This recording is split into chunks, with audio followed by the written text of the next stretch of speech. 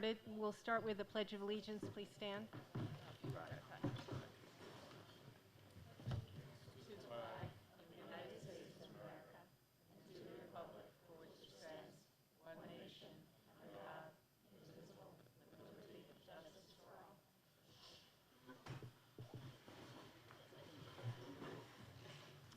So our first presenter tonight is the Town Council, Mr. Baldwin, who will talk about the leases.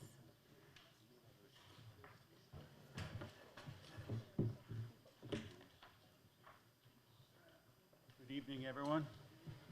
Good evening. Nice to be here.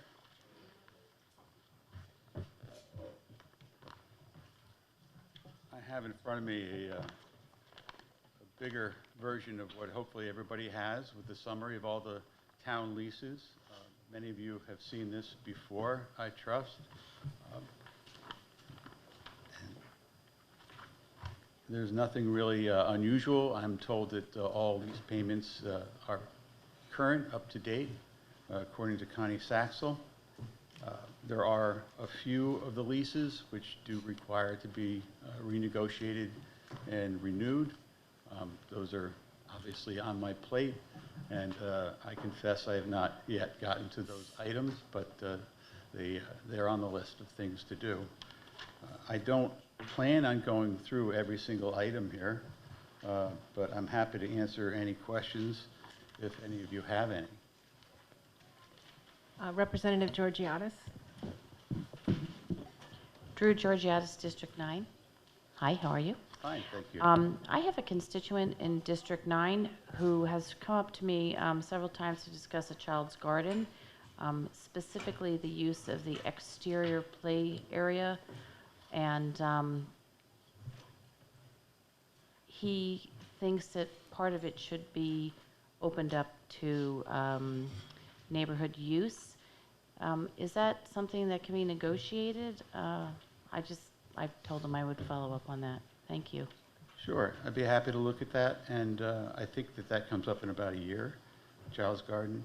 There might be safety issues involved with something like that, but be happy to take a look at it. I'll make a note of it. Thank you very much. You're welcome. Representative Gerber. Hi, Bill Gerber, District 2. A couple questions.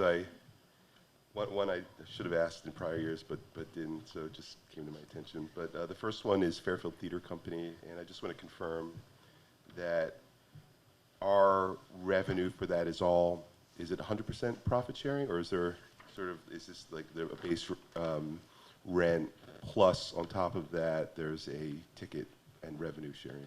I believe it's a minimal rent per square footage, but it's kind of nominal. But there is the ticket sharing, $2 per ticket sold, plus the share of the profits, the receipts. Okay, so I just pulled last year's, and it looks like it's down by about 10,000, and that I guess may just indicate that ticket sales are down year on year. But I wouldn't expect you necessarily to know that. But would you guess that is the case, that the base rent wouldn't have gone down? No, the base rent would not have gone down. The other question is the parking authority. I've never asked this before, but who is that the state parking authority when we're talking about like the metro center? It's a municipal parking authority that's kind of a quasi-independent body. For the state or for Fairfield? For Fairfield. Fairfield. And so we have a true negotiation with them for a lease? Yes. But it's people who work for the first selectman? I mean, how does that work? It's something I actually don't know anything about. It's an independent authority. I, off the top of my head, don't remember whether or not they're, I think that they're appointed. Okay. Okay. I just don't remember whether it's by the first selectman, the board of selectmen, or by whom. Okay, thank you. I could find out for you, certainly. It's really just out of curiosity, since we look at this, and I don't think we've ever discussed it since I've been on. So.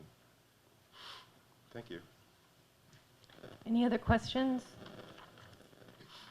Thank you very much, Mr. Oh, sorry, Representative Iacono. Sorry about that. Thank you for being here tonight, PM Iacono, District 8.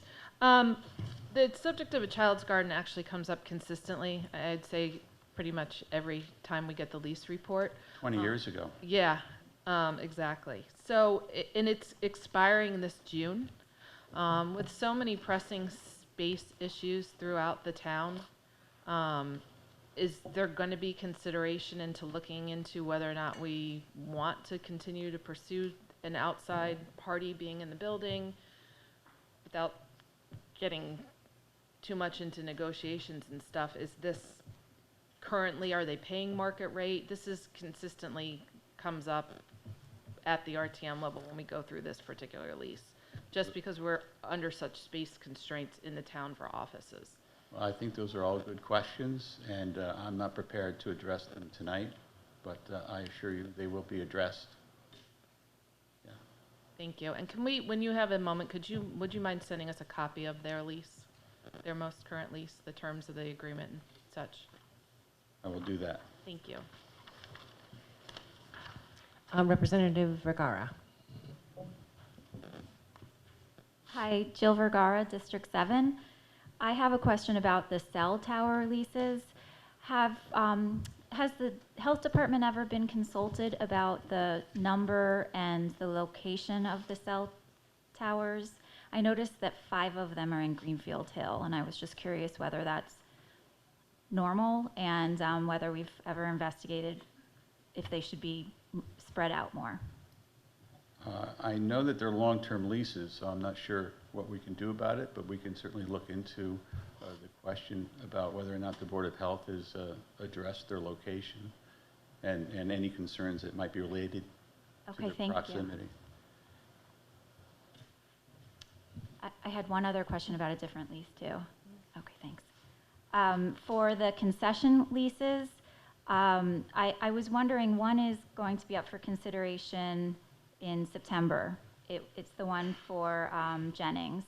And I was wondering whether we could consider for the lease enabling food trucks to park in the parking lot as well, so that we don't have a non-compete with the concession in the lease. And when Penfield is up to do that as well there. I don't know, is that a question? Are you asking me to?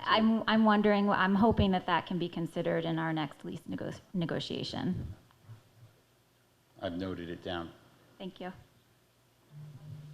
Any other questions? Thank you, Mr. Baldwin. Thank you. Next presenter is Mr. Conley for the Blight report.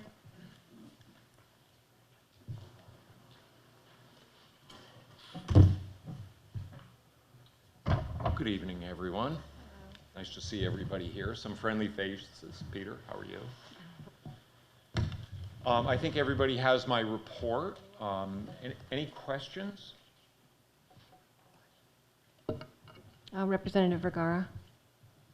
Hi, Tom. Thank you so much for coming. Thanks for having Is it me. possible to describe to us the process you go through in identifying blighted properties and how much time you spend doing that in your day?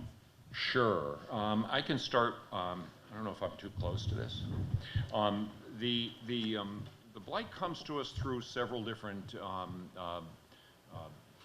We can get phone calls. We can get walk-ins. We can get the Q-Send, which is a system set up online that you can complain. So we get the complaint into our office. Typically, that will go to the health department. Health department will decide which one of the 3 blight officers gets it.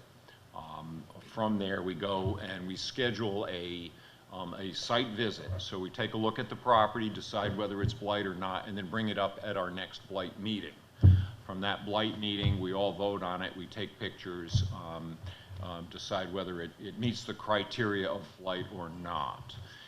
From that point, we would bring it up at our next meeting, invite the blighter, if you will, to come and present to us and give us a plan of action if they choose to change things. So it's kind of a long process, but it can go on for 3 or 4 months. And I would say probably 15 to 20% of my working hours are spent on blight, and 15 to 20% on the health department and the fire marshal's office as well. So it's quite exhausting. It takes a lot of time away from the business of being building official, fire marshal, or health director. So quite a lot of time.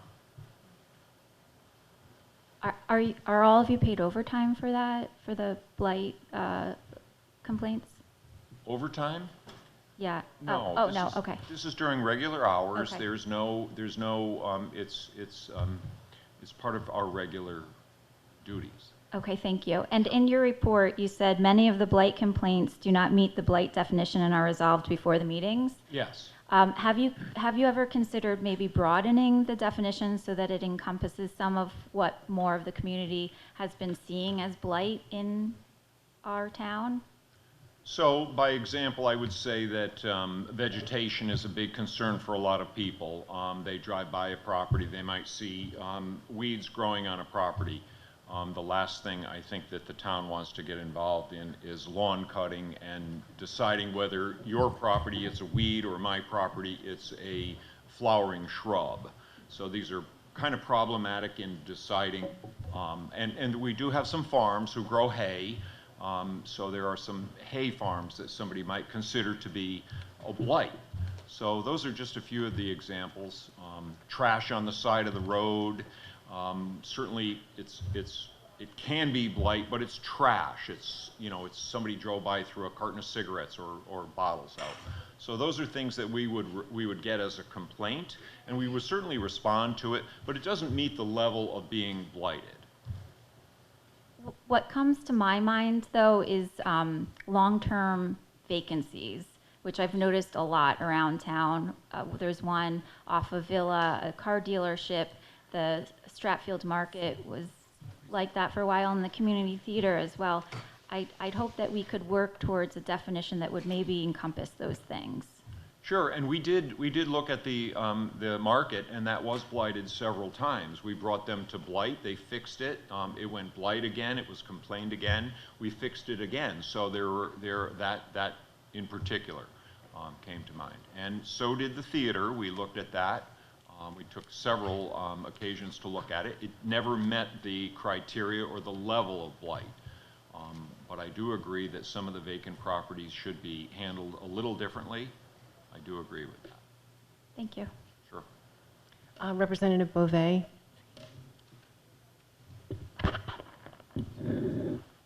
Representative Beauvais, District 7. I had a question about the, thank you for bringing it up, the buildings that are vacant.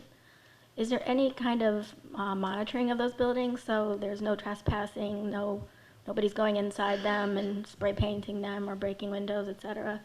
So certainly the blight does, the blight ordinance takes in broken windows, it takes in some of the things you described, such as access into the building. So when we get a complaint, we will go, walk around the property, make sure all the windows are secure, and the doors as well. So we do look at that. We do get quite a few complaints that there are vacant properties. Again, if it's secured, no broken windows, and doesn't have any of the features built into the blight ordinance, it's time spent, but it doesn't meet the criteria of the blight ordinance. So we do look at them quite a bit, Thank too. you. Yes. Representative Georgiadis. Drew Georgiadis, District 9. As far as expanding the definition of blight, I get a lot of complaints from constituents in District 9 about vacant lots, but more what I would call warehoused lots, where maybe a spec builder buys it, tears the building down, the town is losing money that could go to the grand list, and then that property, that now vacant property, can sit like that for 1 year, 2 years, 3 years. Vehicles can be parked on it, holes can be left, teepees left up, and would that ever be considered blight, or would that have to fall under like a different category of warehousing? I feel like it should be limited if you're going to tear the house down, then you have a deadline, and you should, start building in 2 years, get that property back on the grand list. Obviously, if a property is, has never been developed, then that's a completely different category. But it's happening a lot in the beach area, and I get a lot of complaints about it. Would that ever fall under blight? So we've looked at several properties on the beach area that would be maybe considered blight. Again, they don't rise to the level of being blight because of the amount or infestation. So we have looked at several of them. Again, we have to receive the complaint. Everybody has to know we have to take the complaint in. We don't drive around looking. So that's important. So if we got the complaint, we would respond. I truthfully am not looking for more work. I am also the building official, and anybody driving around or seeing the universities can see that there's plenty of work for me to do. So to take away that time, the blight becomes sort of problematic. But when the complaint comes in, we certainly go out and look at it, one of the 3 officers. Right, but that's not my question. Would, so you have, because you're so busy, you have no interest in expanding the definition of blight to encompass, these sort of warehouse lots?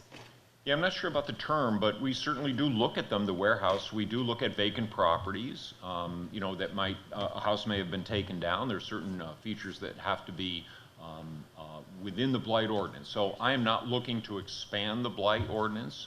I would like to narrow it down so other departments might also have input, such as zoning, might have some input into it, abandoned cars, things of that nature.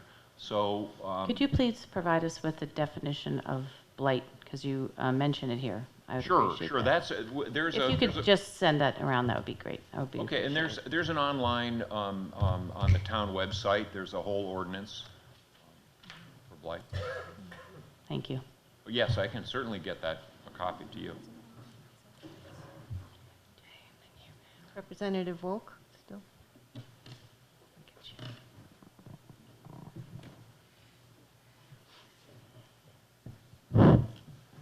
Jay Wolk, District 5. Good to see you again. Nice to see you. And not only have you done a great job when you were on the RTM with us, you've done a great job in what you do. It's not an easy job.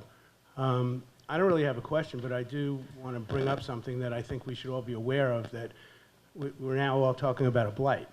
So in my neighborhood, Stratfield neighborhood, we had a major blight, the old IGA that sat vacant for, I say, about 10 years, if not longer. And I remember the building after it being vacant. You talk about what blight means. That building was a blight. I mean, it was run down. It was just, people were parking in the parking lots. They were casing the mobile station, which was robbed. But my point is, I just want to say that, after all of that, you did take care of the building.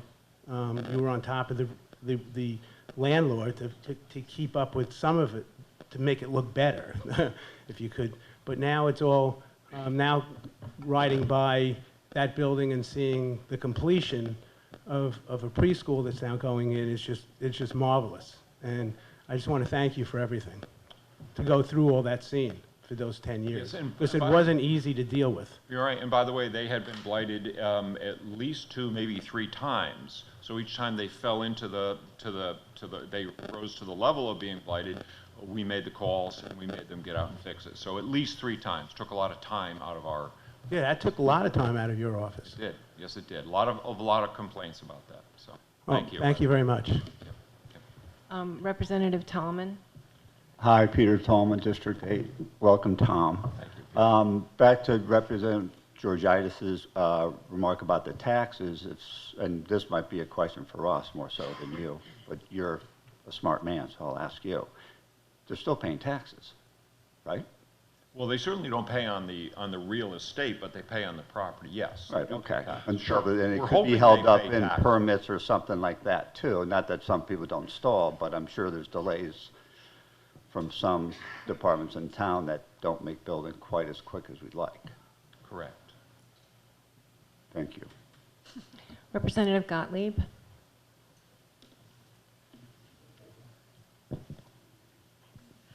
Representative Julie Gottlieb, District 5. Hi, Tom. Hi, Joe. Can you give us a rough idea, it doesn't have to be specific numbers, but just sort of general trend, what you've been seeing in terms of blight over, say, the last, I don't want to out you on how long you've been doing this, but let's say at least the last 5 years, are we kind of maintaining, or things better, worse, less anecdotal and more really what you're seeing?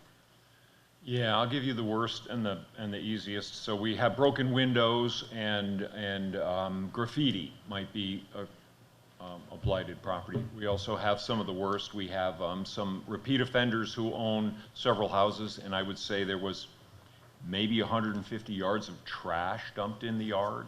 I mean, literally garbage. It looked like a dump. If anybody drove out to the Black Rock Turnpike across from the gas station on the upper end where the church is, you'd have seen a little red house on the side. Well, there were literally 150-yard dumpster, several dumpsters leaving that, and garbage, simple garbage laid on the road, cars, bicycles, motorcycles, boats, 3-4 boats. That gentleman took some of that and moved it to another property he owned. We blighted that second property. So it's hard to track people. So he brings the garbage from one point to another point, and then somebody has to make a complaint against that house. So, as small as broken windows and graffiti will go out on.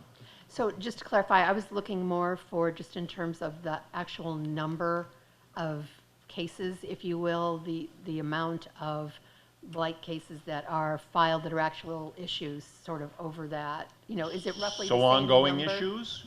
It doesn't have to be ongoing, but just in terms of the number that are filed, let's say legitimate, that are filed, and then, you go and investigate and have a hearing and decide that that is in fact a case of blight. Is that overall number kind of on a year-to-year basis, is that trending roughly the same? Are you seeing more cases than you used to, or less?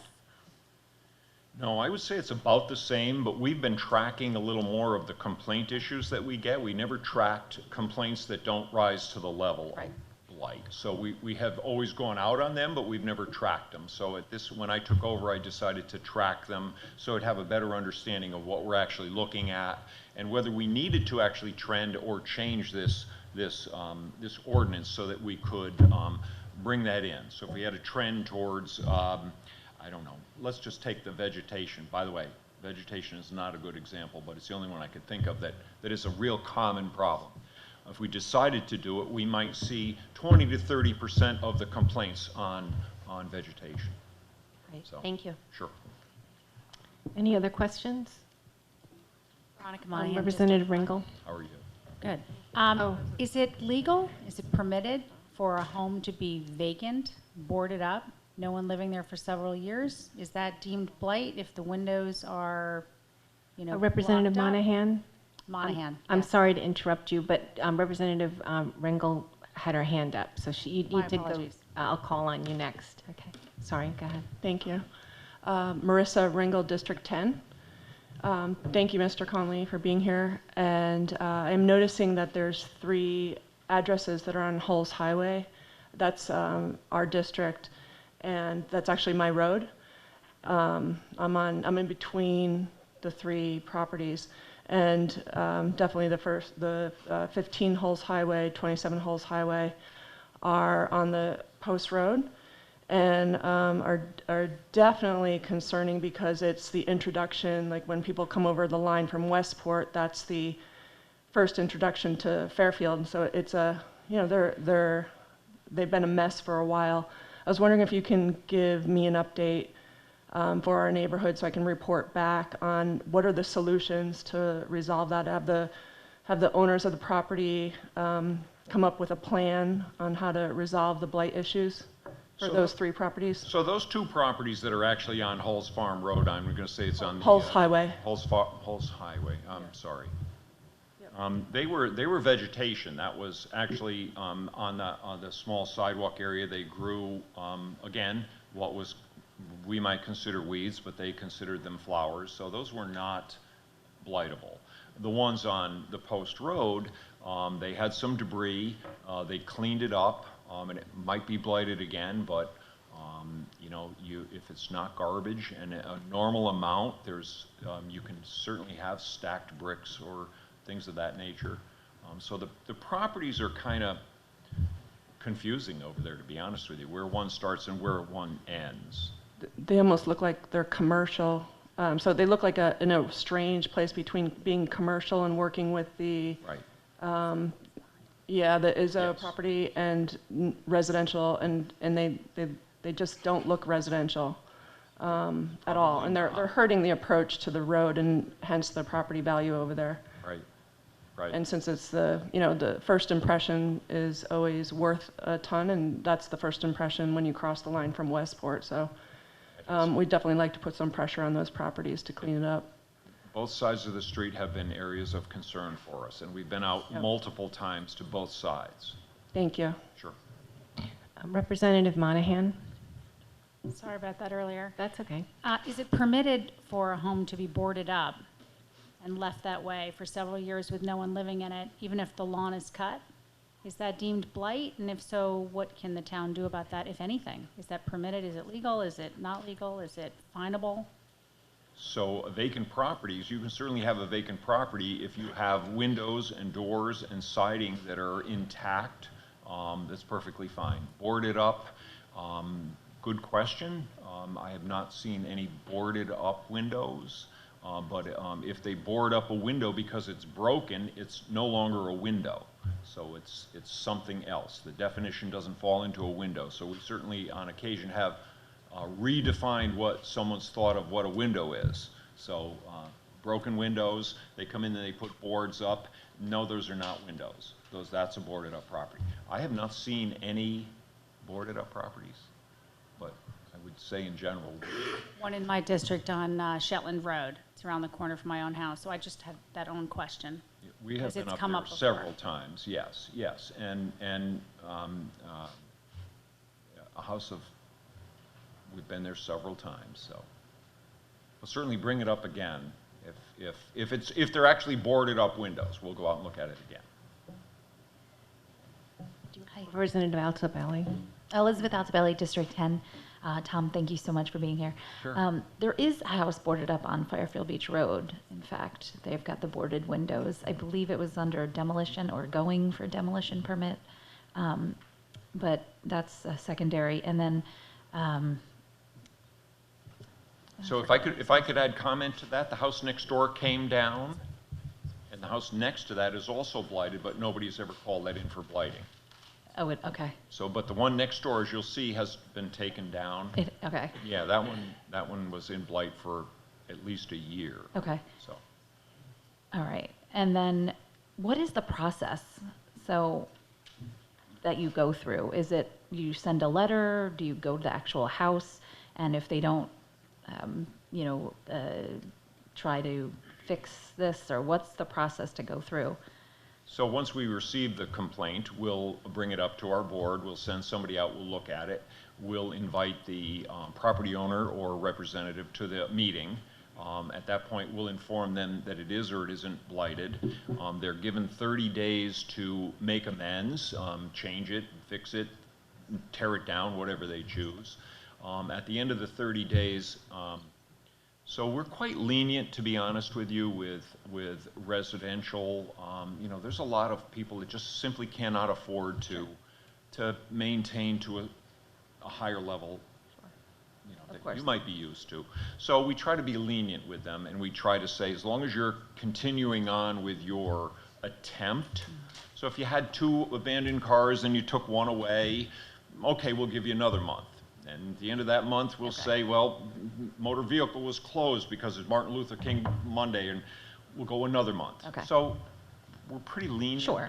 And that makes sense. I completely understand both sides of that. So. The fines are very, it's $100 a day, so you'll see some of these properties are up at $20,000. So I didn't send that report around. Okay. Some of the residential properties have risen to that level, $20,000 for what I would consider minor things. So Okay. it's a lot of money, and we're more reluctant to begin fining somebody for smaller items. Sure. And do these people pay? Well, if Do they they ever don't, we pay? lien their property, we'll get Mr. Baldwin out there and we'll lien that property. Yes. Yeah, eventually they have to. Eventually. Absolutely. Most people don't like that, Yeah. you know, having a lien on it, but we have several liens going right now. Thank you. Sure. Representative Alianello. No. No. Hi, Janine Alianello, District 10. So obviously blight, garbage is not something that you can take care of. If there's complaints about garbage, can you refer that to like another department? I mean, there's a lot of garbage, and I don't know if the school custodians are responsible, DPW, garbage pails. Like, if there is garbage and it's not really blight, can you forward that? Who does take care of garbage? I picked up garbage a whole week on that nice day, and the garbage bag is still on the school property. No one just looks and takes it. So, I mean, who cleans up garbage? So if it's on private property or public property, whoever owns that property would be responsible. I would say if it's a school, somebody in the school should pick it up. So you, But, certain levels of garbage would be considered blight.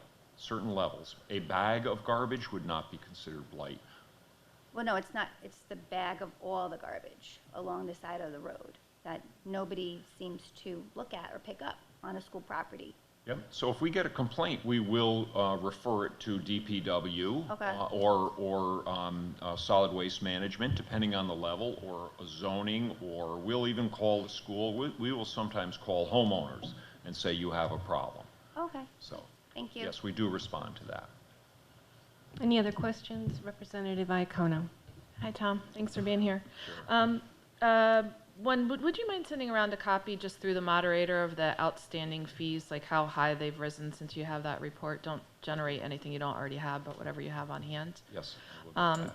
And then you mentioned earlier that you'll try and work with homeowners, you know, give them some flexibility. And I know there's some people that have trouble paying for it. And this is, for a long time, there's never been any funding for this ordinance when we put it in place. Representative Garskoff and I last year had started to work on something.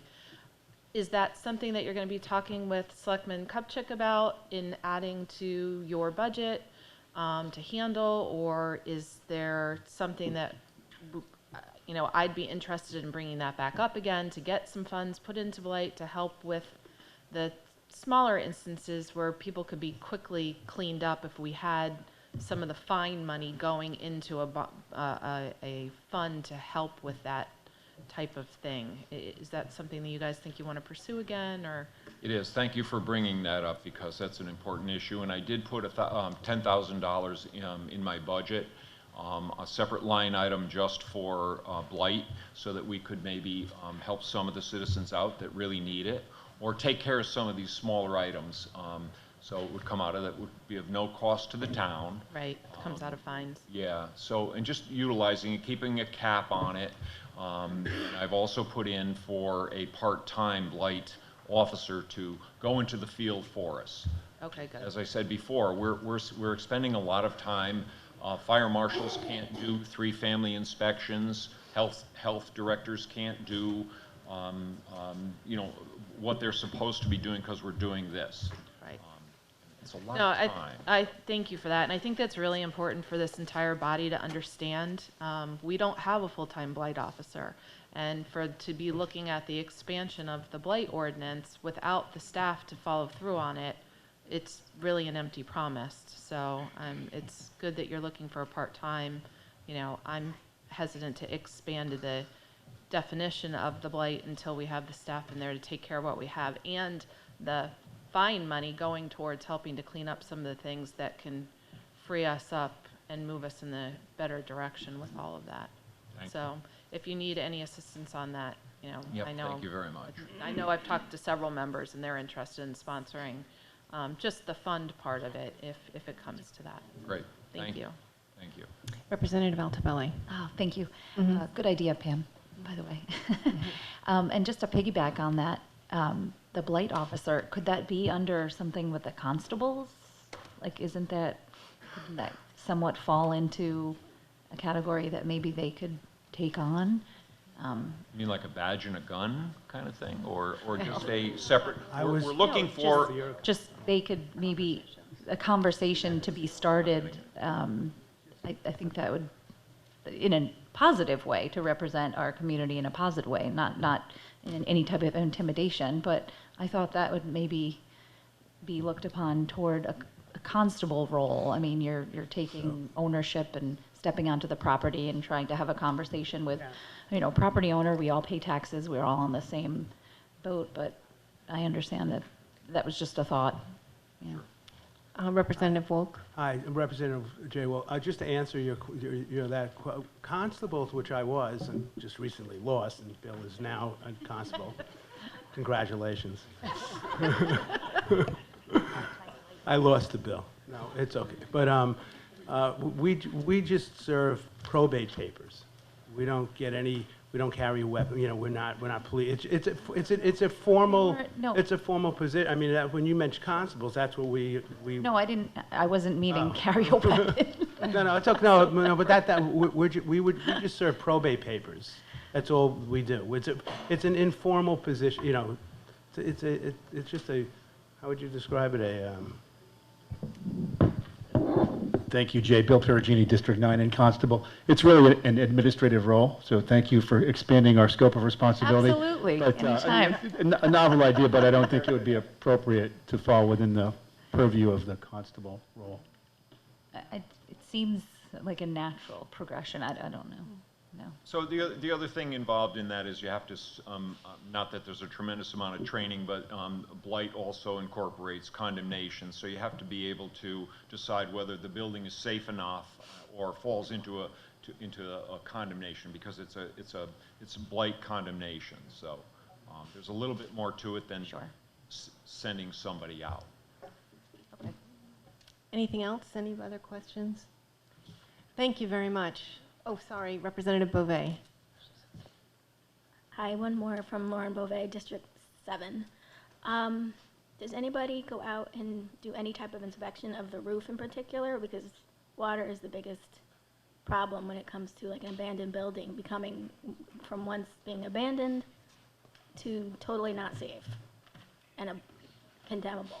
Yes, we do look at roofs and water infiltration, and we have hired engineers to go out and decide whether the building is safe or not. So once it gets to the level of beyond blight and condemnation, we'll hire a licensed engineer to determine that for us. So yes, we do look at roofs.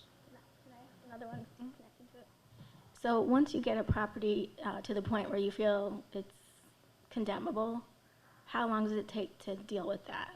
Condemnation is a little bit different than blight. So once you rise to the level of condemnation, we can actually put an order on their property in order to comply.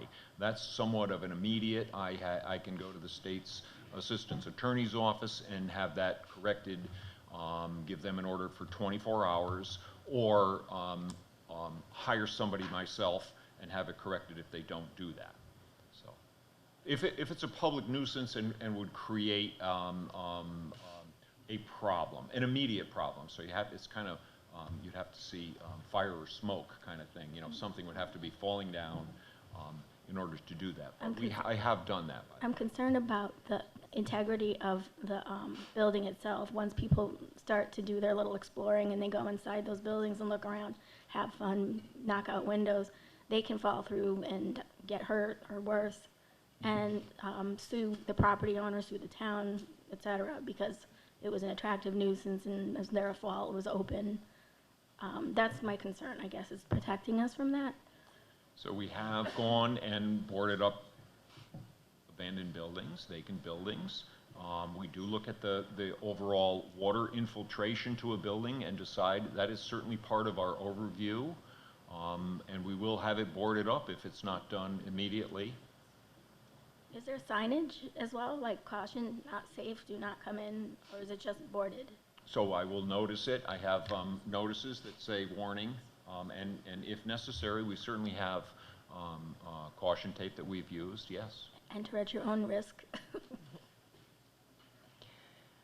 Anybody else? Thank you. Dangerous. Mr. Conley, you are always one of our most popular guests here, as you can tell. I'm not going to tell the town attorney that, but thank you. Thank you very much. Thank you. So as you probably noticed, we have quite a few Harbor Management Commission candidates tonight, and it seemed like a good opportunity to have a couple of the members of that commission just talk to us briefly about what they do, because I'd like to learn about that. So if you wouldn't mind, come on up.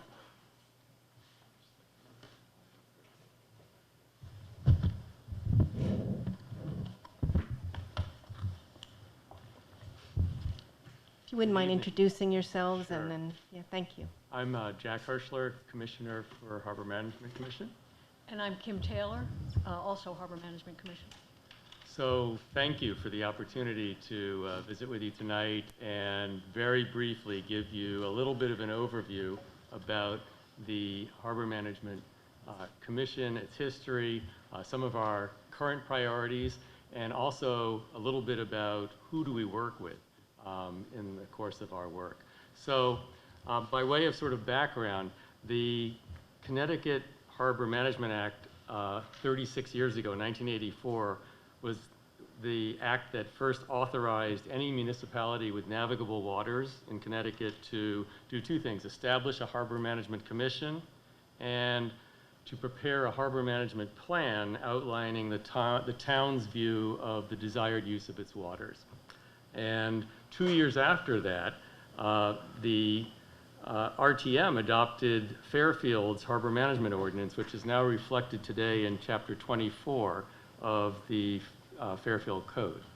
And that 1986 ordinance established the 7-member commission that Kim and I are currently members of, and also directed this new commission to establish a harbor management plan, which the commission back then, 30 years ago, undertook at that point in time and worked on for years. In fact, they worked on that until October of 1995, when the RTM in October of 95 adopted Fairfield's management plan for Southport Harbor, which is a comprehensive plan that outlined the vision for how we wanted that harbor to be used for the best use of our community and the state. And one actually of the most important priorities for our commission in 2020 is to do a thorough review of that 30-year-old document and bring it up to date, focusing on what our priorities are today and to guide the work that this commission is going to do in years to come. So that's one of our current priorities. I want to emphasize that having a harbor management plan, this big document that's our Bible, also strengthens home rule for Fairfield. So under the Connecticut General Statutes, the commission's recommendations that we make that are consistent with our plan and supported by our rules and procedures are binding on state officials. So they can't take actions that are contrary to our rules and procedures and what's in our harbor management plan unless they can show cause that the state's interest in doing something different is compelling. And so it's a high standard by us having a plan and procedures for them to try to do something in our waters that is contrary to what we have in our plan. In the course of doing our work as a Harbor Management Commission, we work with the Fairfield Harbor Master. And the Harbor Master is a state official appointed by the governor and reports to the Department of Energy and Environmental Protection. And in addition to assuring the safety in the harbor, the Harbor Master is responsible for administering the mooring locations and deciding where mooring locations are going to be, and issues permits for people to have those locations, those mooring locations, and also administers a waiting list for people who'd like to get a mooring in the federal anchorage in Fairfield's Southport Harbor. In addition, we also work with the United States Army Corps of Engineers because since the very early part of the 19th century, the United States Congress made the channel leading into Southport Harbor and the anchorage inside Southport Harbor. Both federal waters, they call them a federal navigation project. And the fact that Southport Harbor is part of a federal navigation project is very important for our town because it obligates the U.S. Army Corps of Engineers to perform dredging on those waters rather than it being an obligation of the town. But that requires this commission to not only work with our state harbor master, but also to be working with the federal government with respect to the Army Corps of Engineers. And finally, we have a relationship with the Pequot Yacht Club, which since 1926 has been based in Southport Harbor. And our relationship in working with them is one where they provide services to the public that go beyond just to their members in the club. They provide fuel dock that's available to the public. They provide pump out for sanitary pump out for all boaters who enter and use Southport Harbor, which is good for our environment. They also assist the commission with maintenance of all of the mooring tackle and moorings in Southport Harbor, the periodic inspection and any necessary correction of weaknesses in the harbor's mooring tackle. So another priority for us, besides redoing our plan or updating our harbor management plan, is that we are working to modernize and streamline our administrative systems related to managing the harbor's moorings, the waiting list, and also the documentation around the regular maintenance and inspection of the mooring permits in Southport Harbor. And to that end, starting 3 weeks ago, we've begun to use a web-based tool to manage all of that stuff in a modern way, not on Excel spreadsheets and paper anymore, but now using a web-based tool where people apply online, they can pay through PayPal for their permits, and the records for all the maintenance of all the moorings in the harbor are now being maintained in a common database system that's used in harbors throughout New England, from Maine down through this part of New England. And Kim? So not only do we have a new online mooring system, but since October we have a new harbor master. He, as Jack said, he's a state official, but it's the responsibility of the commission to recommend candidates to the governor, and then the governor appoints the harbor master. He's a member of our commission. He attends our monthly meetings. He reports regularly on the goings-on in the harbor. He also serves on our mooring committee, which is the subcommittee group that works together to resolve any potential problems that could arise with moorings, anchorage in the harbor, and works also with the yacht club, who as Jack said, manages the mooring tackle and the safety and integrity of the mooring field. Another of our priorities going forward is to complete the Lower Wharf Improvement Project.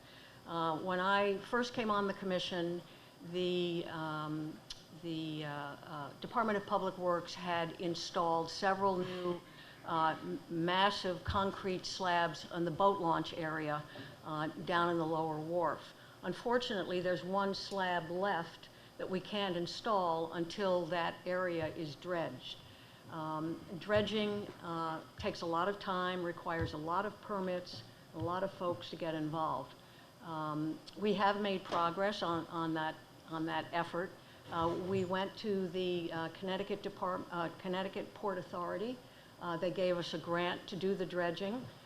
We have the permit from DEP. We actually even had a contractor who was ready, willing, and able to do the work at our grant amount. But unfortunately, the rules that govern disposal of dredged material are stymieing the project. We need to have another project to provide capping material so that our contractor can get rid of the material that's dredged, but we need another project with sufficient in size to cap what we've dredged from the harbor. For a while, we thought we had it, all the pieces in place. We have renewed our DE permit twice, and it looks like we're going to have to do it again and hope for another project on Long Island Sound that will provide us with that capping material. So our final and perhaps one of the most important projects that's before the commission as we go forward is to dredge the harbor, the entrance to the harbor. If you look on our chart here, you can see that there's the breakwater on the outer harbor. Just inside of that, there's a huge bump of sand. And unfortunately, Mother Nature continues to blow the sand from the east over the breakwater and over the beach onto that bump. And it's a steadily increasing hazard, if you will, because at low tide, it's very difficult to get in and out of the harbor. In the past, the town has come and dredged some of the sand and just put it back on the beach. But to do a major dredging that would restore the channel to the dimensions that were originally approved does require the Army Corps of Engineers to come in and get rid of the sand. We have contacted the Corps. They are enthusiastic about the project, but we have several steps yet to do to get to complete before we get the DEP permit and quite frankly the funds which we were hoping would come from the Connecticut Port Authority to do the dredging. In the past, we have tried to do that dredging project and have been thwarted by the presence of piping plovers on the beach and by the existence of some endangered grasses that our botanist and the Audubon Society now tell us are no longer endangered in that spot. So we're hopeful that moving forward, we will be able to dredge the channel and make Southport Harbor accessible for many years to come.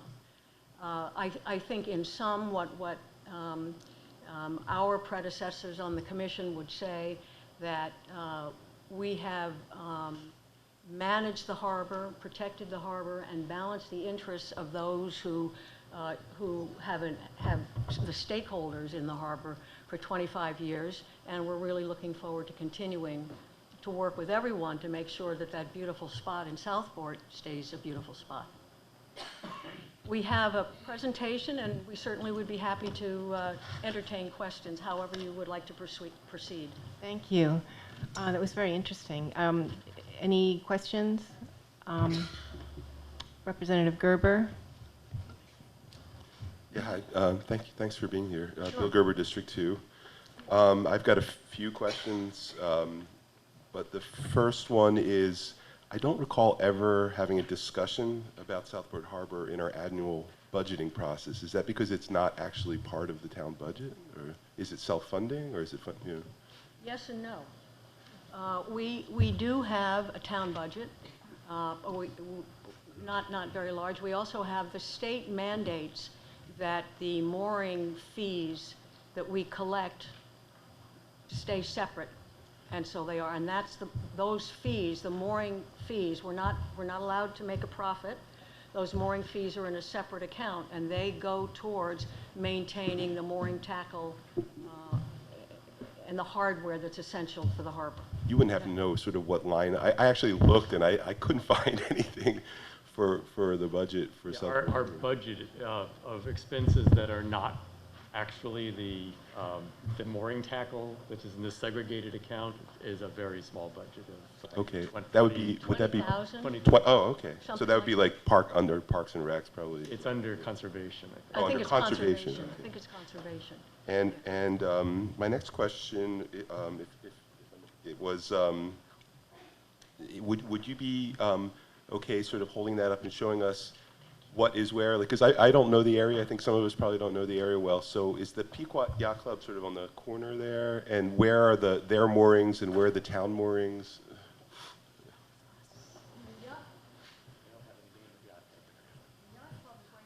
Oh, okay. Yep.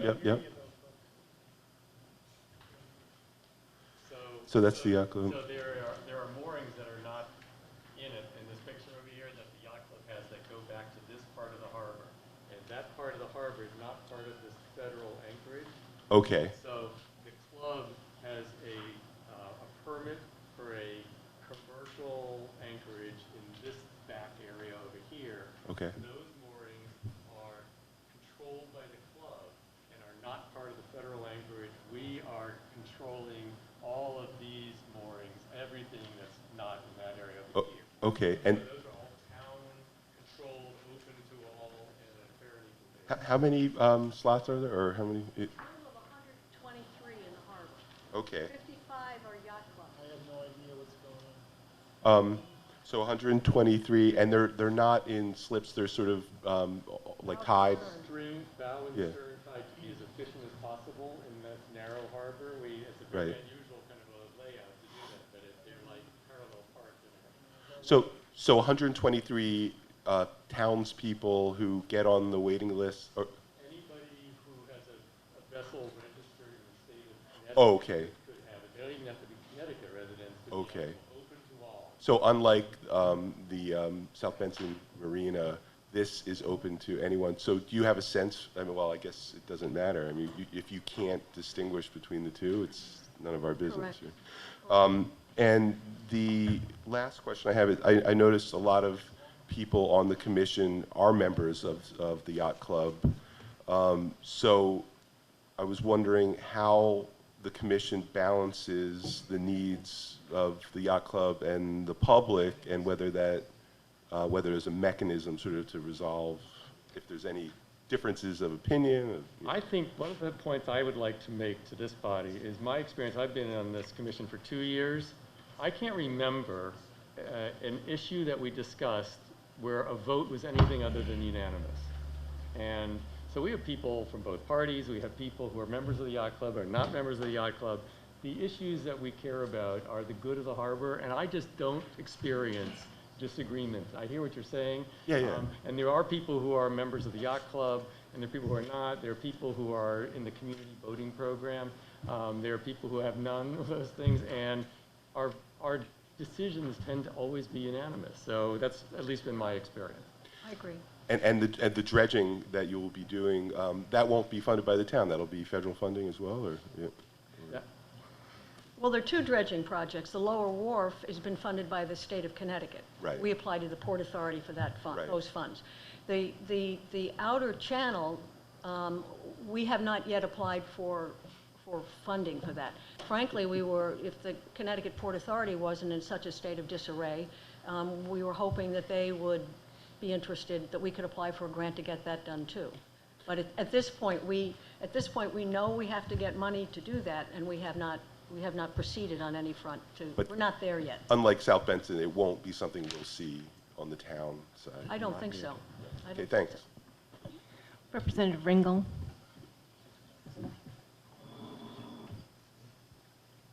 Hi there, Marissa Ringel, District 10. And this is a jewel of not only of our town, like our District 10, but of our whole town, and not only of the town, but of our state, and not only of the state, but I think that this is the most beautiful, charming harbor on the whole East Coast.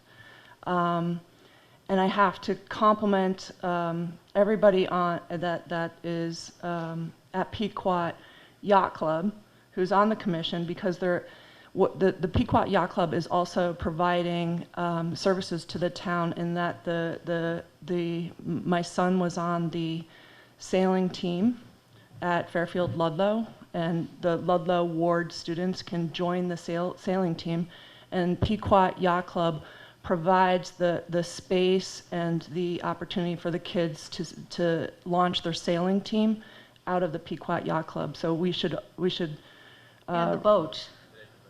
And the boat. Oh, wow, I didn't know that. Thank you. So it's a huge service that the club's doing for the town.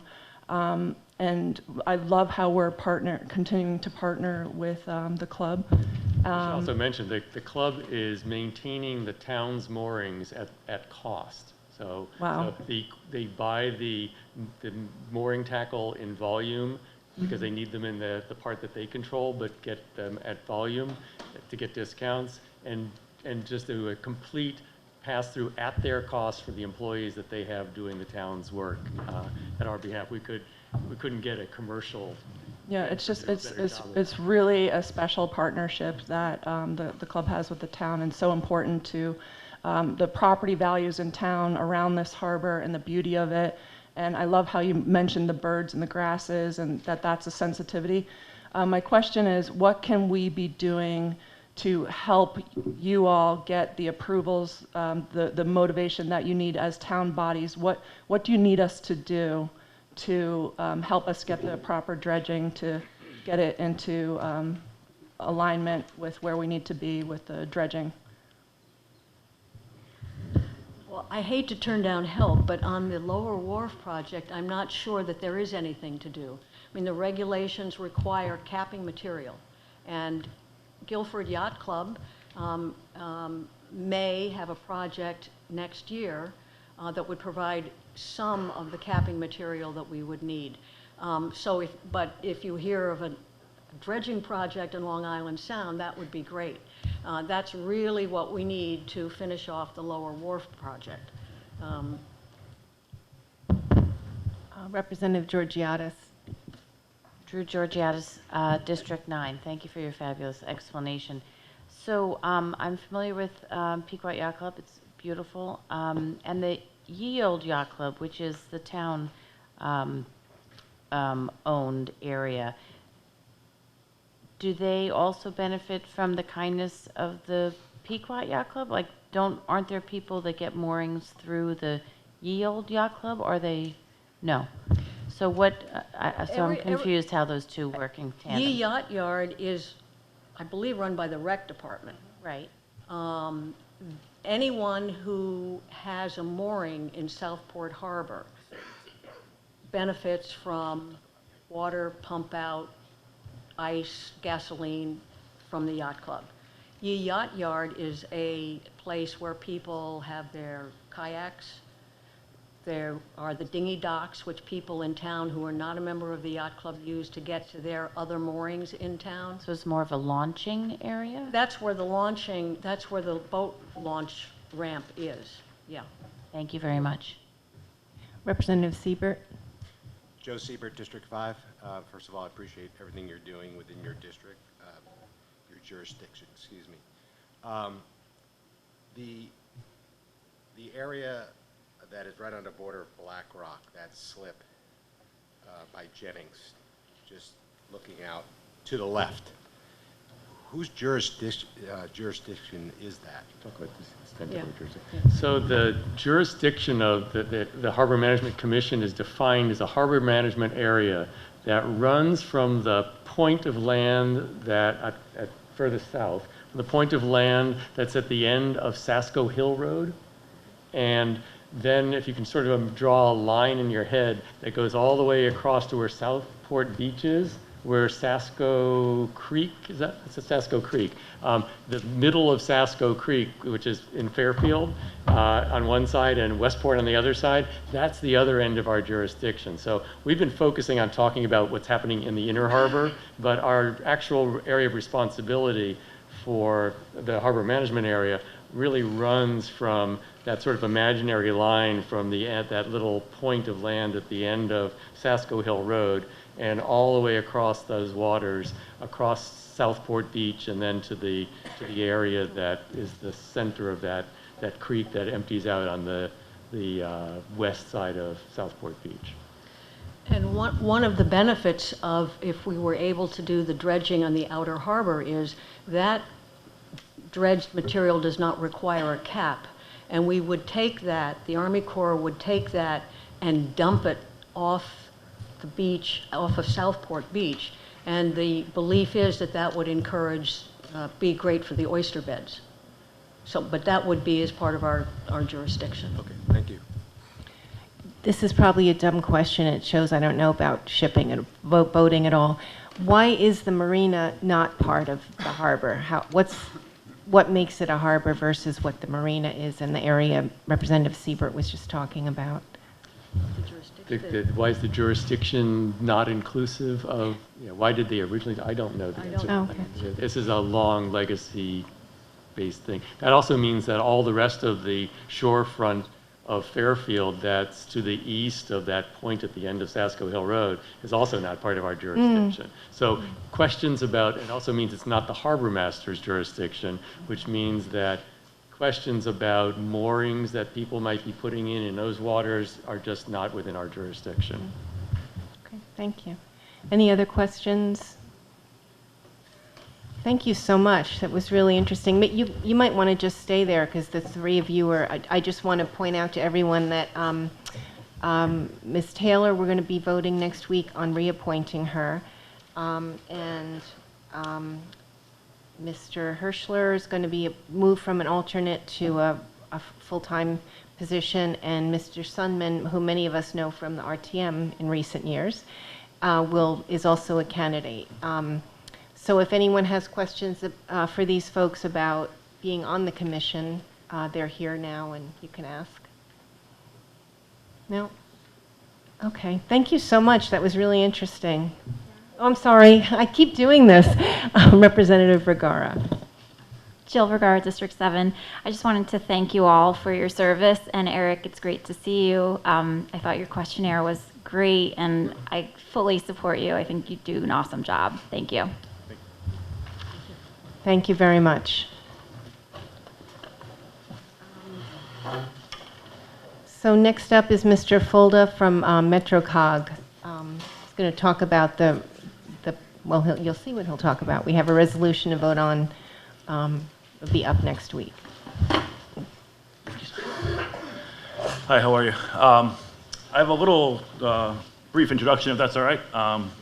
So I'd like to first thank the committee for giving me the opportunity to come tonight and speak to you about this regional grant application.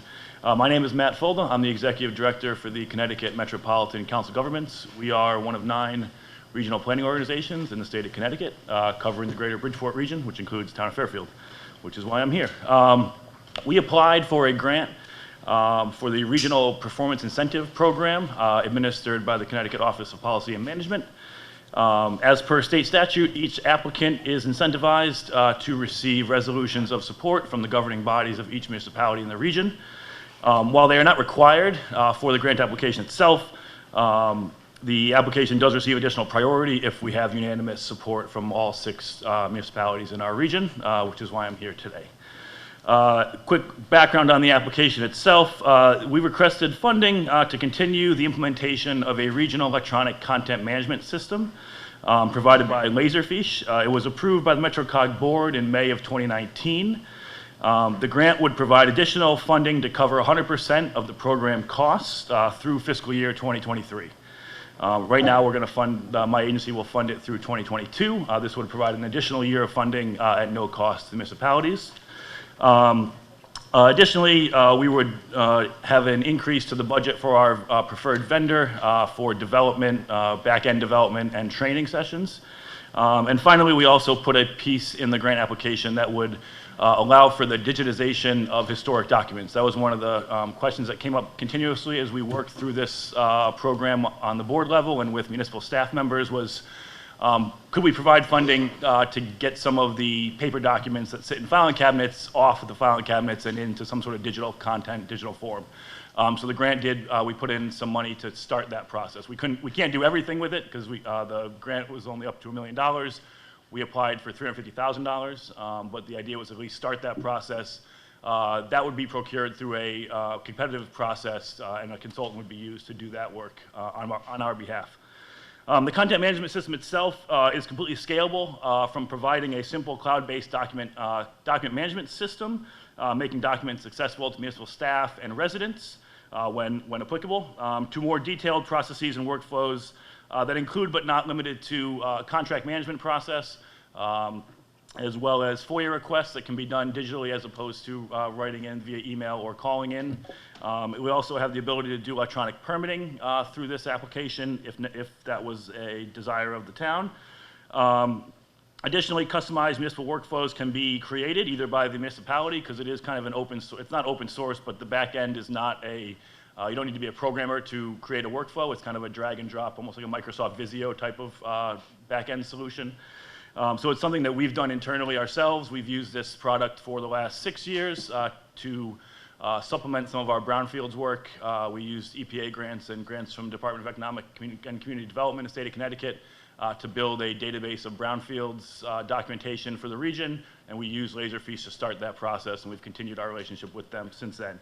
But again, some of the workflows that we did to create parcel-specific documents and tie them to the municipal parcel viewers, which are hosted by MetroCog, we did that internally. So it is something that can be done either by municipal staff or staff at my agency as well. For instance, the town of Stratford recently, within the last 2 weeks, approached me about taking some of their zoning application that come to the town and getting those in a digital form and storing them electronically in this system. They've had some issues where previous zoning applications have been lost for properties of high interest, and they want to make sure that that is not something that continues into the future. So that's something that is kind of outside. They already have an existing electronic permitting system, but that would fall outside of the purview of that system, so they're looking to use this as a solution to store that information. Just kind of give you an idea of what it could be used for.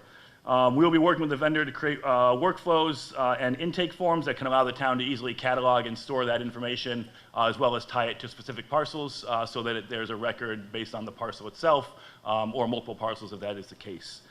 It should also be noted that the processes and workflows I'm talking about, such as this zoning one, do not require any additional cost. It's all part of the bundled package and the single licensing fee that we're using. While I believe the system has the potential to provide significant benefit to the MetroCog region and the town of Fairfield, I would like to point out there is no requirement for the town to continue with this beyond the life of the grant and the funding that MetroCog is providing. However, one of the reasons I wanted to provide the full funding for the first few years was because I know programs like this take some time to get up and running, and it's very difficult to see a benefit right away from this. So I wanted to make sure that the agency could provide funding initially during the implementation phase so that we could show the value of it before any of the towns were asked to contribute their own money towards this process or towards this application. And I am confident that once the towns and municipal governments and staff and residents see the benefit of this program and of this application and how it can be kind of worked in with some of the existing other applications and things used by municipalities, that it will be, the cost benefit will be certainly significantly positive. With that, I'm open to any questions anyone might have. Thank you. Before I ask about questions, I want to mention that David Kelly, who's the IT director in the town, couldn't come tonight, but he'll be here on Monday, and you're welcome to come back if you want, but it would be useful to get his input too. And any questions? Representative Gerber.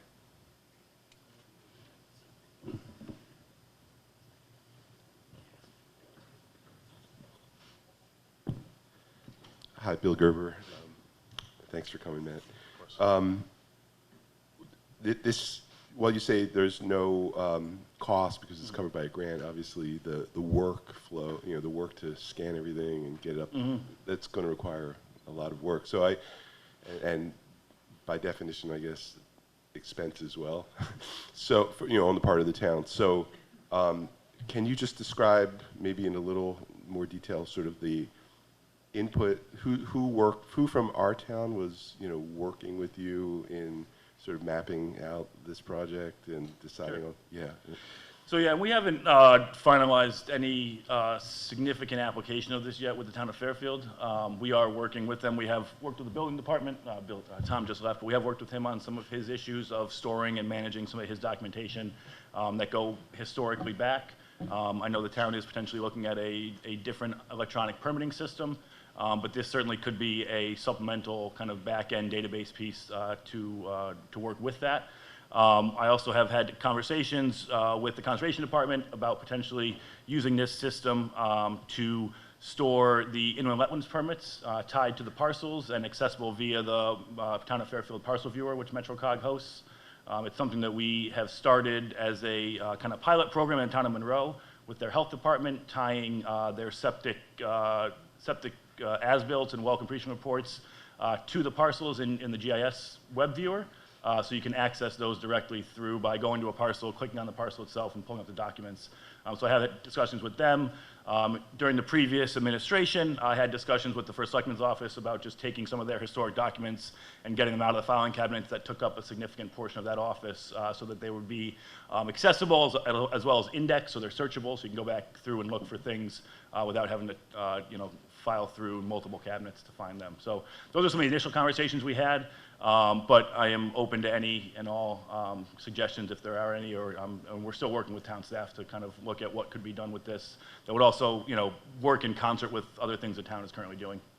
So would it be sort of appropriate to describe this as if we, sign off on this, you're going to give us the software for free for a period, we'll have it for a period of time. We can use it or not use it. Mm-hmm. We can let it expire, but there was no sort of front-ended sort of groups of people meeting, just mapping out what their needs are, and then vendor selection, sort of. So we did have, throughout the process, starting last winter through the spring before it was approved by the MetroCog board. So I used a portion of a formula grant that all council governments receive in the state to fund the first 2 years of this, and I'm going to use another portion of my grant this year to fund the third year, which is what I provided to the board as would be fully funded by MetroCog. So during that process, there were significant conversations with the First Selectman's office. As I said, the building department, IT, we sat down and spoke with. The town clerk uses the same vendor for some of their internal storage of documents. There is a significant difference between that application and the one that we're using right now. That one is housed on one of the town's servers locally in one of the data warehouses that the town of Fairfield has. And it's not open to the public. What we have with the licensing that we've created is a public portal that allows the public to directly access documents, which is something that the town clerk's current configuration does not allow for. It's just for content storage right now. But we also we've talked to them initially and potentially moving that to a public database so they could, that could be accessed by residents outside of the town staff. Yep. So I just want to clarify something. So if we did vote in favor of it, we're not committing the town to use it. It's not a requirement that the town use it. No, you're not committing to using it or any cost share at the end of the 100% covered period. So there's no requirement for the town to use anything. My hope is that it would be used and the value of it would be seen and it would want to be covered. The annual costs are relatively nominal compared to, I think, the benefit of what this can do.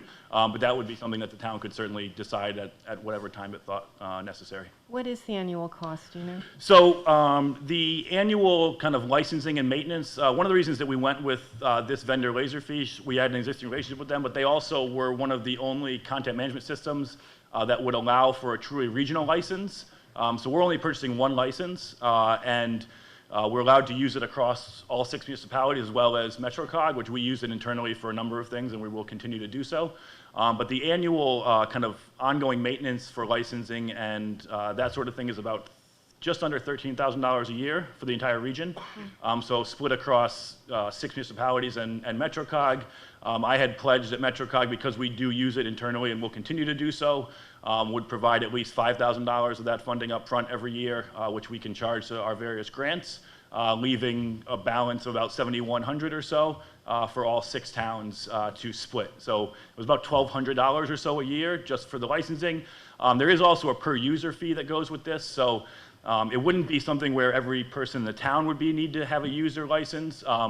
But say the town clerk or the conservation department wanted to be able to upload documents and tie them to a parcel in the GIS viewer, they would need one license for one person in that department to do that. And the licenses are $500 per year, or give or take. Actually, they're cheaper now because we have more. It's about $410 right now per year per license. That's what I'm paying. Thank you. Representative McDermott. Mark McDermott, District 7. Would there be any training that would need to happen with any of the, somebody say in the town clerk's office or wherever else, whatever department would adopt this particular program if we were to approve it? Yeah. And what kind of support or backup is there? Sure. Yes, there would be training as part of our initial the first year agreement with our value-added reseller. We have 150 hours of development and support, as well as another, I believe it's 50 hours of training, but I can double check on that. That's available for anyone in the region to use as part of the implementation process. As I said as well, this grant also requested an additional $20,000 in training and support to kind of add to that pool to make sure that we can continue to move the staff and other resources necessary forward to be able to utilize this. So yes, that is already included as part of this. Thank you. You're welcome. Any other questions? Representative Gottlieb? Julie Gottlieb, District 5. Thanks for being here tonight. A couple of my questions were already answered, so thanks, Bill and Mark.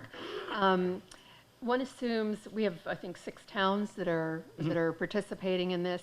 If they don't all choose to do this, or people drop out after a certain period, that the cost would just be allocated amongst the remaining? Is that? Sure, and that was a conversation that we did have at the board level. And if you're not aware, the MetroCog board is made up of the chief elected official of each municipality. So we did have those conversations. It's one of those eventuality things that we tried to discuss, but couldn't, I can't put a definitive what exactly would be the cost share 3 years when 2 towns leave and 4 towns plus myself continue to do it. I did discuss that with them, and because of some of the way out the grants that we have and the mechanisms we would be using this for, one of our major funding sources is the Federal Highways Administration to do transportation planning for the region. And we have direct charges that are built into that grant every 2 years. So we would use that because we're going to house all of our transportation-related planning documents on this application. So if that were the case, what I told the board at the time was that if one town dropped out and didn't use it, that $1,200 I would probably eat through the agency, through our direct grant charges, and not pass that additional cost on. And because the per user fee are really per user, we had done an estimate for that town of Fairfield, because that's you, about $6,600, I think it was, annually for 10 users. What do I have? $62.90 a year for full access to it with 10 named users. But if you were to use, if it was just a town clerk that used it, or just conservation that used it, and it was only one user, it would be the $1,200 annual fee plus $500, so it'd be less than $2,000 a year to continue using that service. And if it was just being used for that, I would certainly have a conversation about reducing that common pool charge to be a little less if it was just being used for one application. Okay, and then if I can ask one follow-up question. If after 3 years we decide to exit this, it's just not working for whatever reason, is there a exit strategy? Is there something built into the contract? And I'm sorry I didn't get through the whole thing. That's okay. In terms of being able to migrate everything off of the cloud or wherever this is sitting and back to whatever we Yep, then that was also a discussion point that we had, so I'm happy to answer that. And so the contract, all the information, all the data, all the documents that are put into this system are 100% owned by the municipality that puts them in. So there's no issue of getting your documents out. There is basically a one-touch extract all for the town, like each within the database, each town will have its own folder that starts the folder hierarchy. So if you wanted to pull everything out that was under the town of Fairfield, everything could come out with basically a zip file.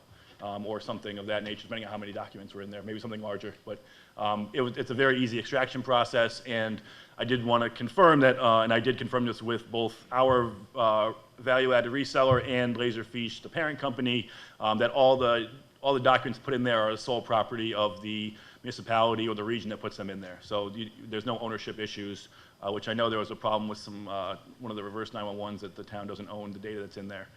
So that was something that was brought up that I made sure that was the case. So if at any point you wanted to get out, even after, if you ended up in it for 5 years and then wanted to get out, it's a very easy, just extract all process and take it all out and put it somewhere.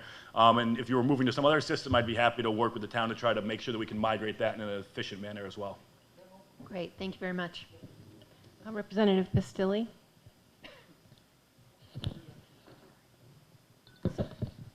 Sharon Pistilli, District 3. So to follow up on what you were saying, so what exact format are the documents in, or are they? So they're in PDF. Okay, so they're in PDF, and then are they text searchable? They're text searchable. They're fully indexed. and one of the reasons we would hire a consultant to do kind of the historic digitization is because they're text searchable, but they're also fully indexed, and there's metadata behind all of them. So they're searchable via the metadata, they're searchable via the text. So it's a combination, and they're indexed in a way that also, if they're parcel-specific documents, we'll make sure that they're tied to the parcel via the file name. We can do that automatically as we upload documents. So there's a number of ways to make sure that these are indexed and searchable, both via the text in the document as well as the metadata for document-specific issues. Okay, so it's sufficiently standardized so that if we needed to migrate to another provider, like you said, we wouldn't be starting from square Yes, one. 100%. Okay, thank you. Yep. Representative McCormick?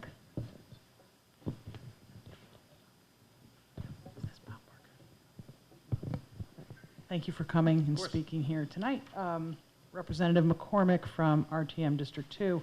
Are there any other joint ventures with other municipalities that have done this where we might have the ability to jump online and kind of check out how this process I can certainly send some links out that Laserfish has put out of other. There are a number of counties across in different states in the country that use this system. Ithaca County in New York comes to mind as one that uses Laserfish. They started it using it just within the county, and then the municipalities saw that how much the citizens that were using the county website and the county database enjoyed it, and they started expanding it out to I think 2 and then 3, and then I think at least half the municipalities in Ithaca County also use it. So the county kind of started it as the regional entity, which kind of MetroCog would be considered a proxy to in this region. And then they've been using it across both the county and municipalities. So there are test cases I can certainly send via the moderator if you want to take a greater that might be closer helpful. look. Sure. Thank you. Representative Parham. Hi, Cindy Parham, District 2. You mentioned the town clerk. I think you said that your volume was very good. You mentioned the town clerk uses the system now. Yes. And you mentioned that some of the information is not allowed to be seen by the public. What kind of information would the town clerk file that's not a public record? No, it's not that it's not seen by the public. They can request it, and it can be pulled off the server and sent to someone or printed off. But you can't sit from your house and get into the database and see the documents. Oh, okay, thank you. So basically, it's a public portal via a private portal on the town server. So you can request any documents. Obviously, all town clerk documents, I think, for the most part, are publicly available. But it's the ability to access them from your home or from your phone. This is cloud-based. Cloud-based, yes. Representative Spolier.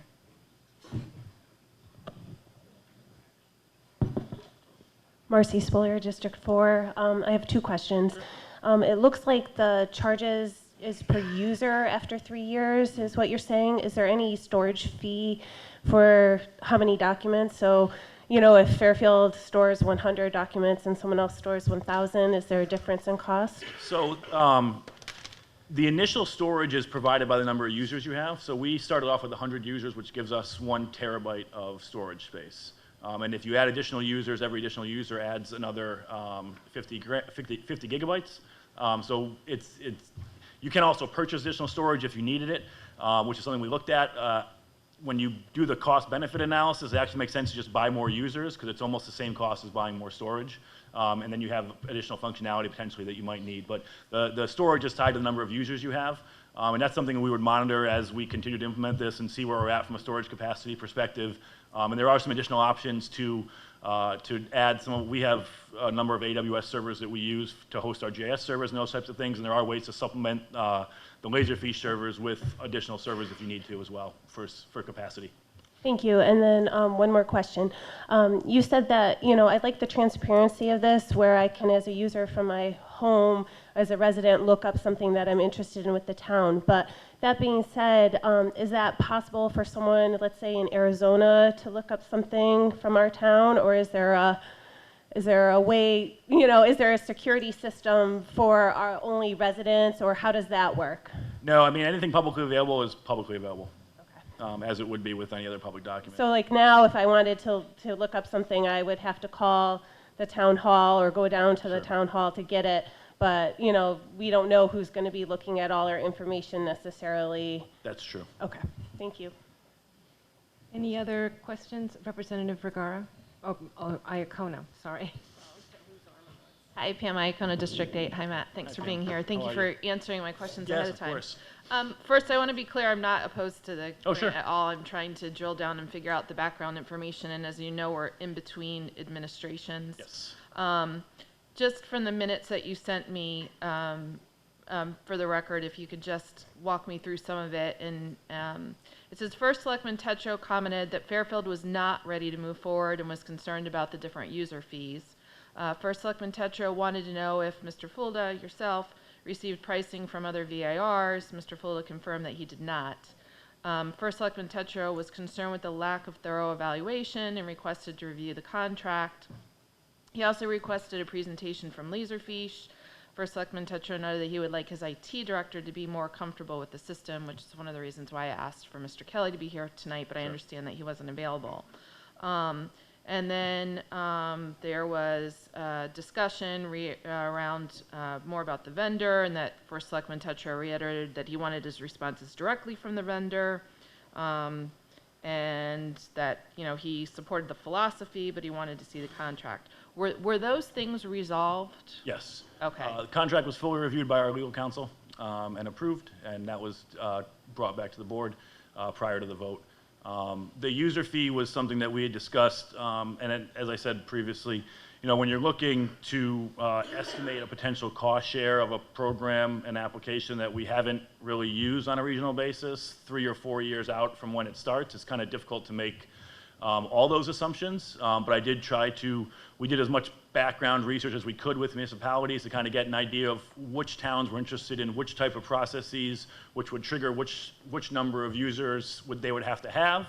So we get at least an estimate of what the potential annual cost could be, which is where that $6,290 figure potentially came from for the town of Fairfield. But that was assuming a 10 users would be used by the town. As I said, if it was just one department and it was only one user, that would only add $500 to that common pool charge. So it was one of those, I was trying to make the most reasonable assumptions I could as to what might happen 3 or 4 years into this application process.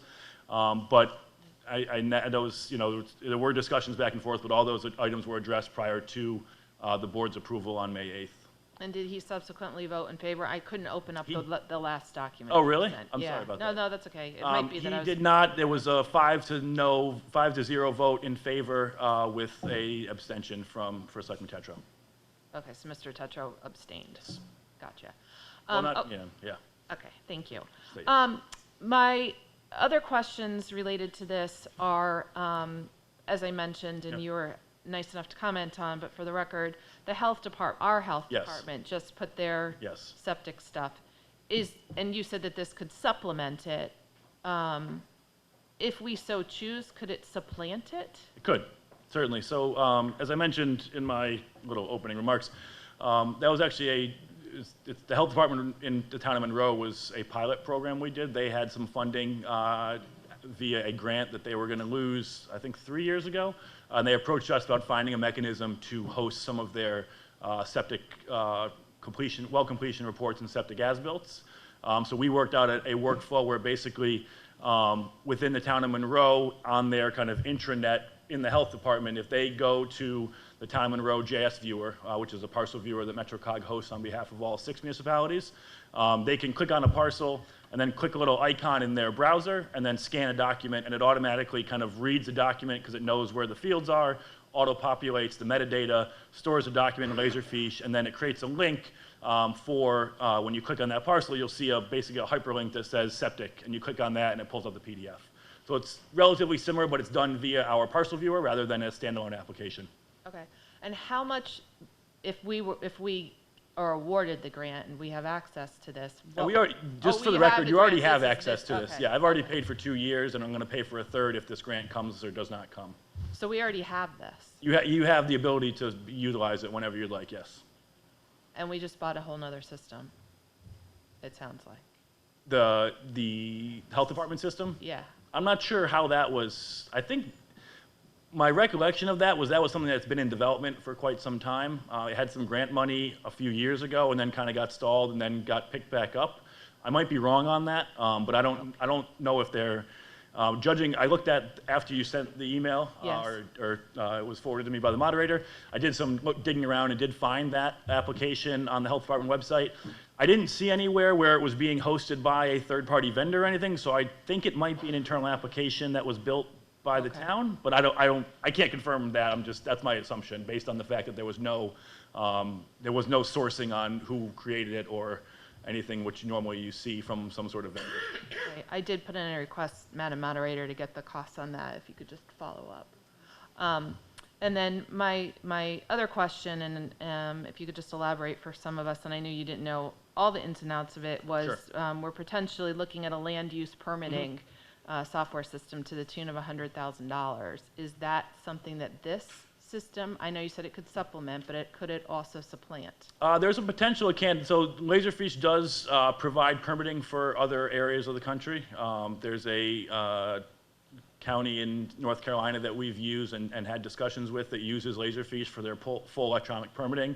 I'll also say that the town of Monroe is in the process of implementing electronic permitting with this application right now.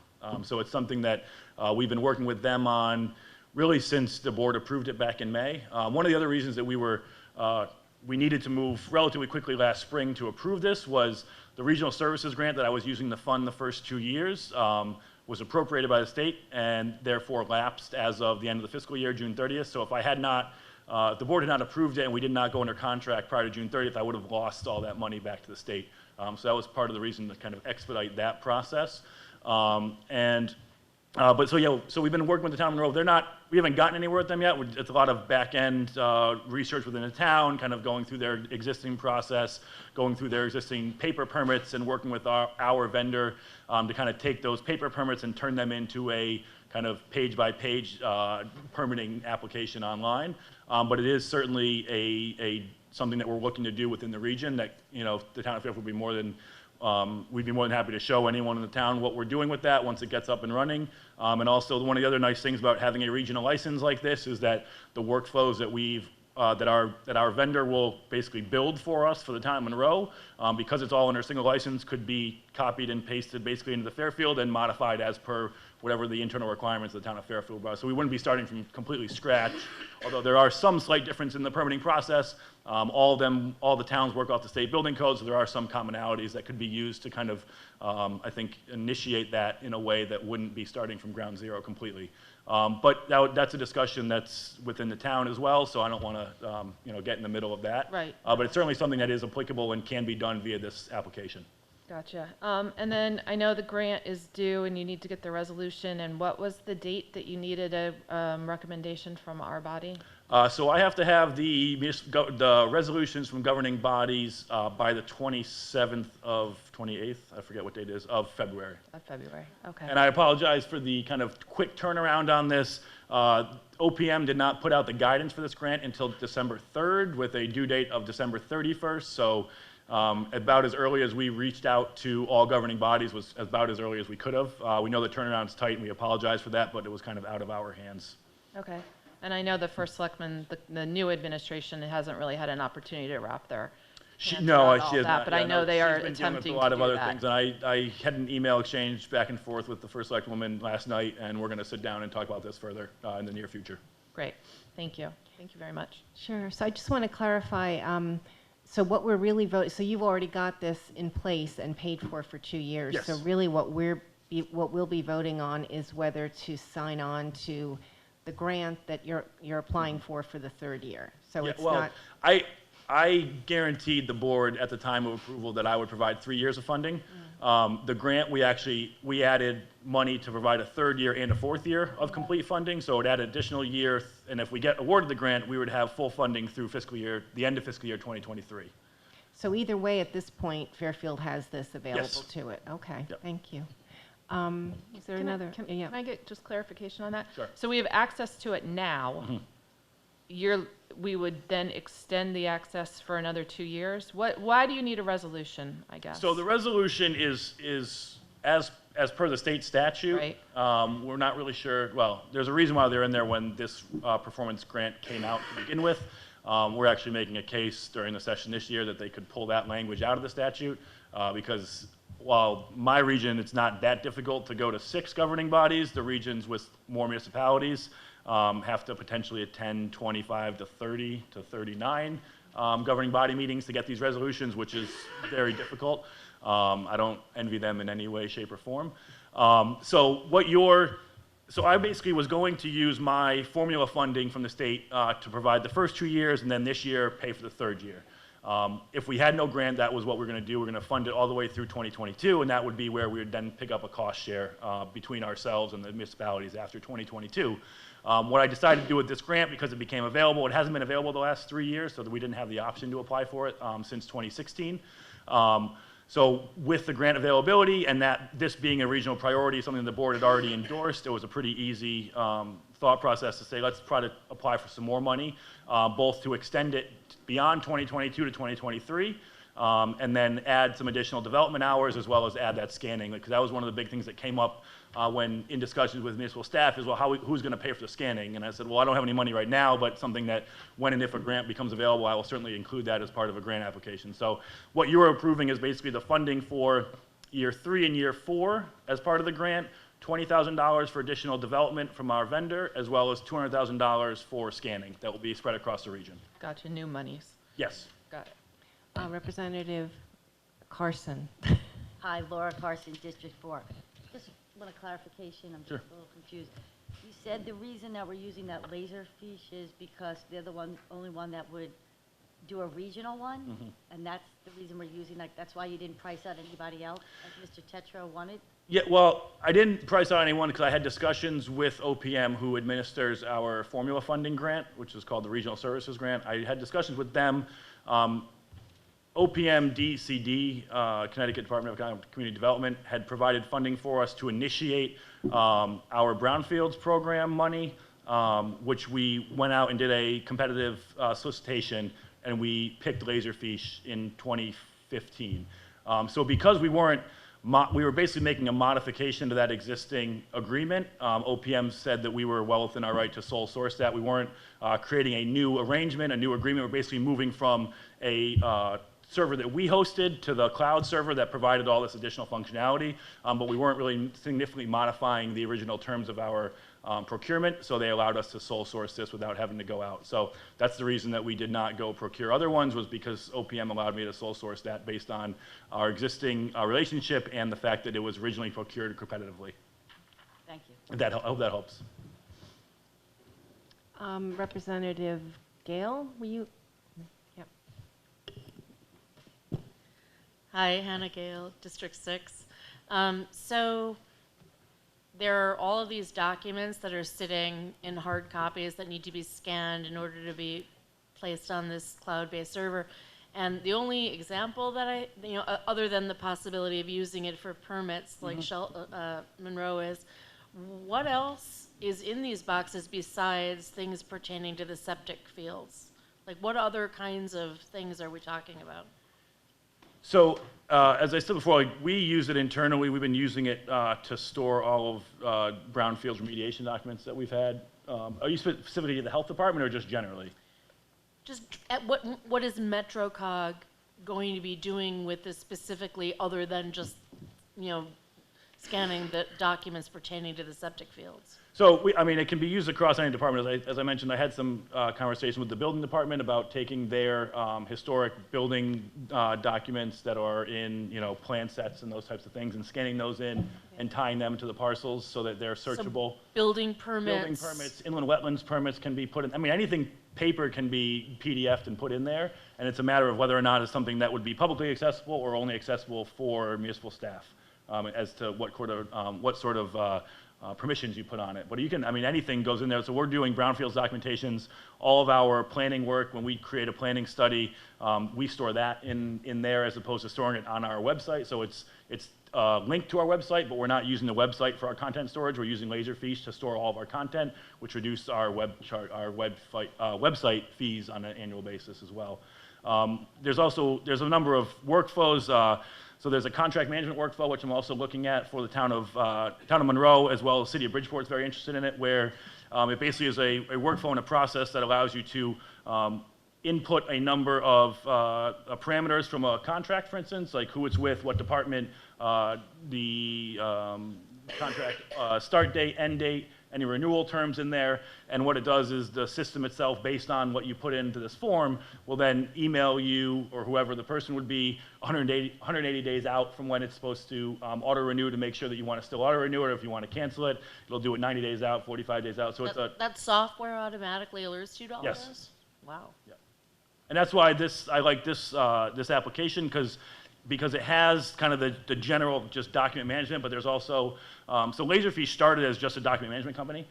They realized working with their clients that the documents had a lot of information in there that could be used for things such as these contracts that had all the start dates, end dates, the terms, the renewal costs, whatever the case may be. So they, incrementally started building out these workflows that would utilize the data within those documents to then create business efficiencies, basically. Thank you. Yep. Representative Gottlieb. Julie Gottlieb, District 5. Thanks again. Not to belabor this, and this might actually be more a point than a question.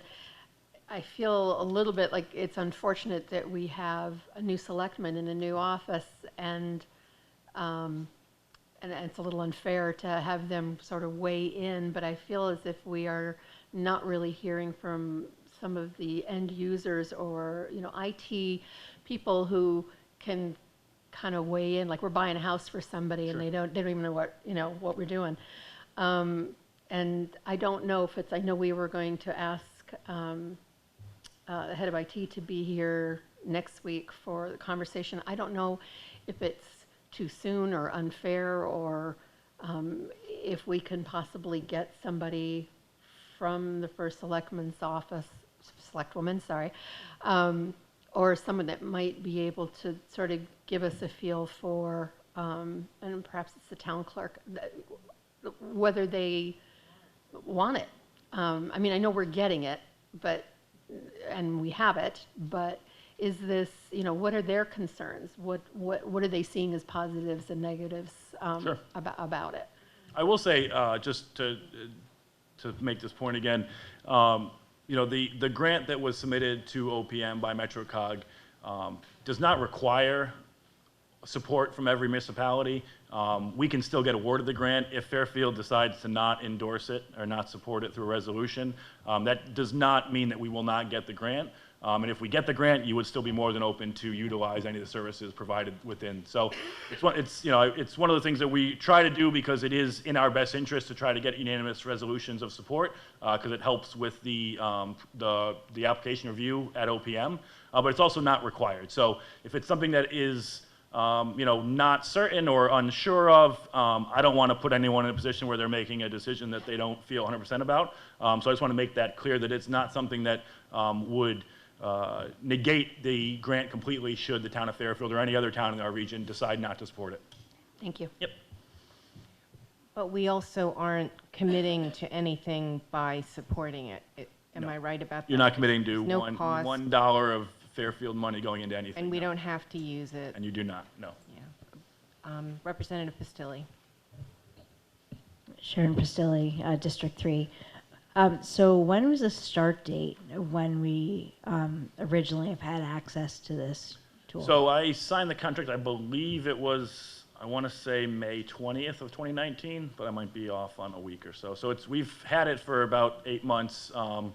We've been working with the town of Monroe because they're the ones that kind of saw the utility for their town. They weren't going to go spend $100,000 to do permitting because they just didn't have it in their budgets. So they were looking for the last number of years, a way to do electronic permitting that would be able to be done without a $100,000, $200,000 investment by the town. This came up as a potential option, so they've been working very diligently within their municipal staff and via their first selectman, Ken Kellogg, to start the process. They're also doing the contract management, and we're hopefully having a training meeting with some of their staff on the original proof of concept for the contract management next week. So we'll have kind of a showpiece for that within the next week or two at the most for the contract management portion of the application that they're looking to do. But yeah, it's been since May, but it's one of those that, and this is one of the reasons that I want to provide a significant amount of funding up front, because these types of implementations don't just happen in a week or two or a month or two. It takes a lot of time to make sure you have the buy-in from all the right staff and the buy-in from the administration, which is why I didn't want to try to fund something for a year and then say now it's on you and we haven't really gotten anywhere yet, and you can't show any proof of concepts or any significant benefits in a 1 year time frame of something like this, where you're trying to really revolutionize and change how a municipality from at least a certain perspective is doing business, and that's something that doesn't change overnight, which was my reasoning for using some of our funding to provide as much upfront cost as possible to make sure that we had that time to have the conversations with the towns, with the administration, with the municipal staff, to make sure that we were trying to put our best foot forward and also show the utilization of it before it came to a point where any municipality would have to pay into as part of a cost share. Okay, and so there have not been conversations within Fairfield about implementing this? There were Or some is that where it conversations is? prior to the change in administration, but since the election, there have not been, no. And those were conversations that I think some of staff are looking to have, but there's been a number of issues on the plate of the new first select woman, so we haven't gotten to some of those yet. But again, as I said earlier, I did have an email exchange with her back and forth last night, and I hopefully will be sitting down with her and her staff, her new chief of staff and CAO, some point in the near future to discuss this application and how it could be used by the town. Thank you. You're welcome. Any other questions? Yeah, Elizabeth Altobelli, District 10. I think we're definitely in need of this modernization, everything for our town, and that's been one of the issues. I know our first select woman's office and chief of staff and everyone there, including the IT director, I'm sure, is looking and starting to look at all of these things. I think at this point, it sounds very good. I'm not exactly sure. I think it needs to be. I think we need to look at a lot of different options Sure. though, from the top of our, Sure. coming together, like I said, from the first select woman's office, and then what we really need from the building department, from zoning, from everyone to have a hands-on, and so we have a most efficient system for our town. Just a statement. I agree completely. Representative Monahan, thank you. Veronica Monahan, District 1. So there are already a lot of different computer systems being used in different departments. So the fire department has copies of all of the buried oil tanks, and if there's ever been any spills and whatnot. There's a department that has scanned in all of the surveys. That's on another platform. The health department has another platform for septic and well. So to me, in addition to this, it's also the integration of that information so that for every parcel you have, all of that data kind of feeding to one place. So it sounds wonderful, but I do believe that all of these different departments already have certain systems. Sure. And when it comes to the permitting process, the building department is very involved in that entire process. So are you talking about once the file is complete, scanning in the completed file, or is your system also for filling out applications, submitting them, getting signatures, et cetera? Because that can be very complex. So it would depend on how either any municipality would want to utilize it. It can just be the final stop for a completed document that's then tied to a parcel. It also can initiate the process with the form being filled out online, being submitted to the building department. That's some of the work we've been doing with Town of Monroe, and our vendor right now is kind of working through those workflows, what the process is by which it would go through those approvals, starting with the building department, health department, zoning, and wetlands, and how that moves through. It basically moves through the same way any electronic permitting moves through the process, where it goes from one step to the next based on the workflow that you create. Emails are sent saying, permit XYZ has been approved by building, it's now to inland wetlands. They get an email saying, click here to look at the application, make any comments, approve it or deny it. And then it either cycles forward or cycles back depending on what is the result of that. So it can be the end only, or it could be the entire process depending on which way the municipality would want to use it. As I said, the town of Stratford, they have a electronic permitting system through another vendor, but a lot of that process is on the front end of the actual application process, but then that platform does not provide the ability for any resident to go in and look at past building applications. So it's just a kind of process going forward. So this would be able to kind of supplement one of the questions that Representative Icona had asked last night of me.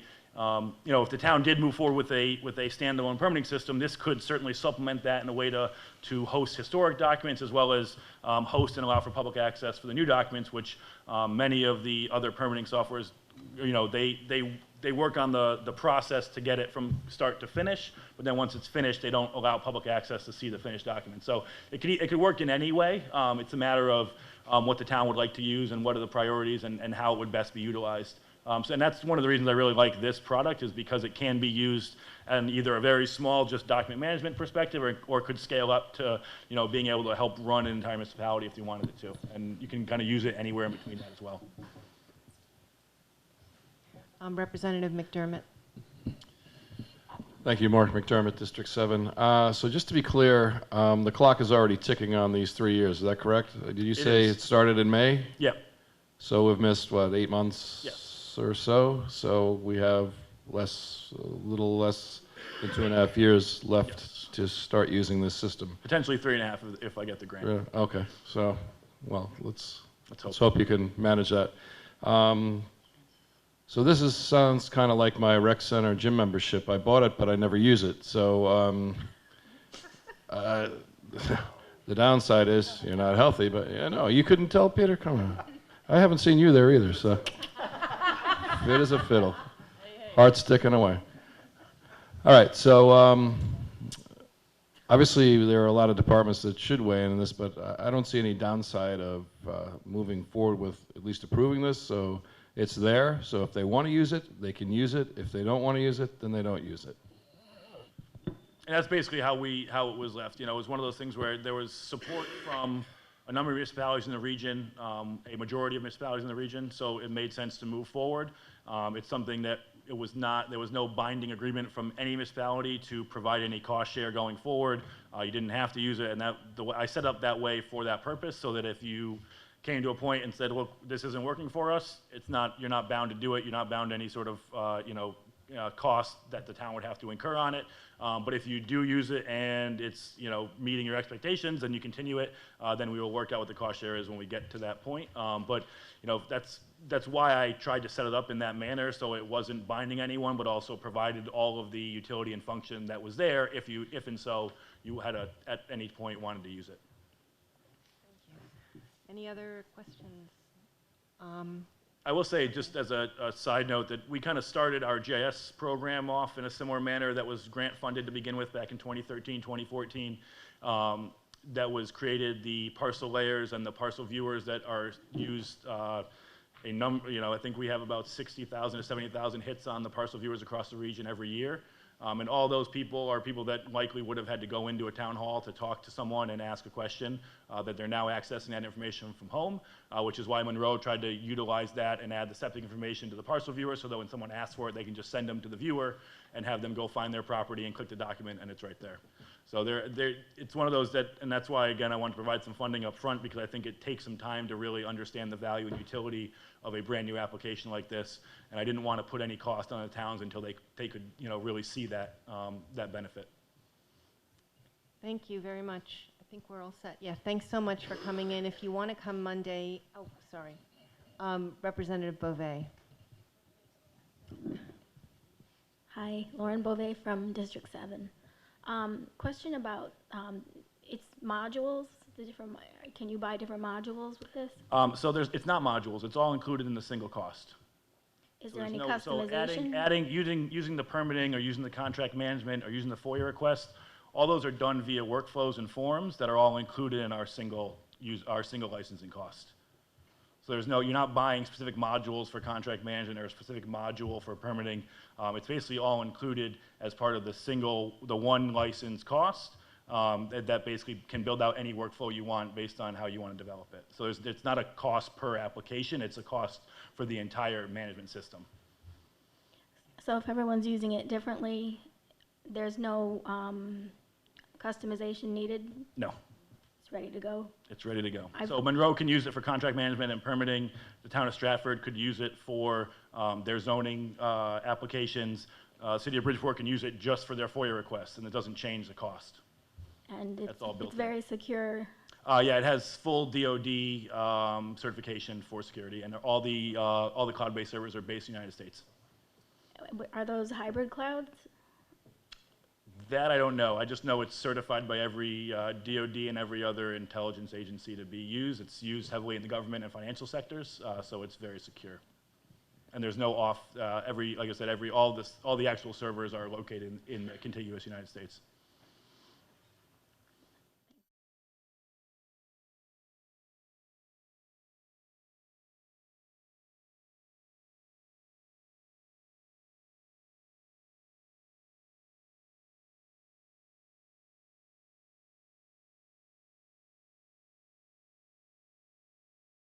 In other towns, town hall or council meeting that night too. So I will get back to you on that. But is there anything else I can provide via email or any questions? Please do not hesitate to reach out. Yeah, let me know, and I'll contact Mr. Folda. Thank you so much for your time. Thank you very much. Thank you for having me. Okay, thanks. I just wanted to mention one thing for our new members that I know this is not something I knew when I was new to the RTM. At committee meetings and the regular meetings, you just have to raise your hand and be recognized by the moderator, and then you can speak. So, and introduce yourself and your district when you speak. So just so you know that. So our last item is about senior tax relief, and we're going to hear from the assessor and Representative Vergara to explain what is being considered.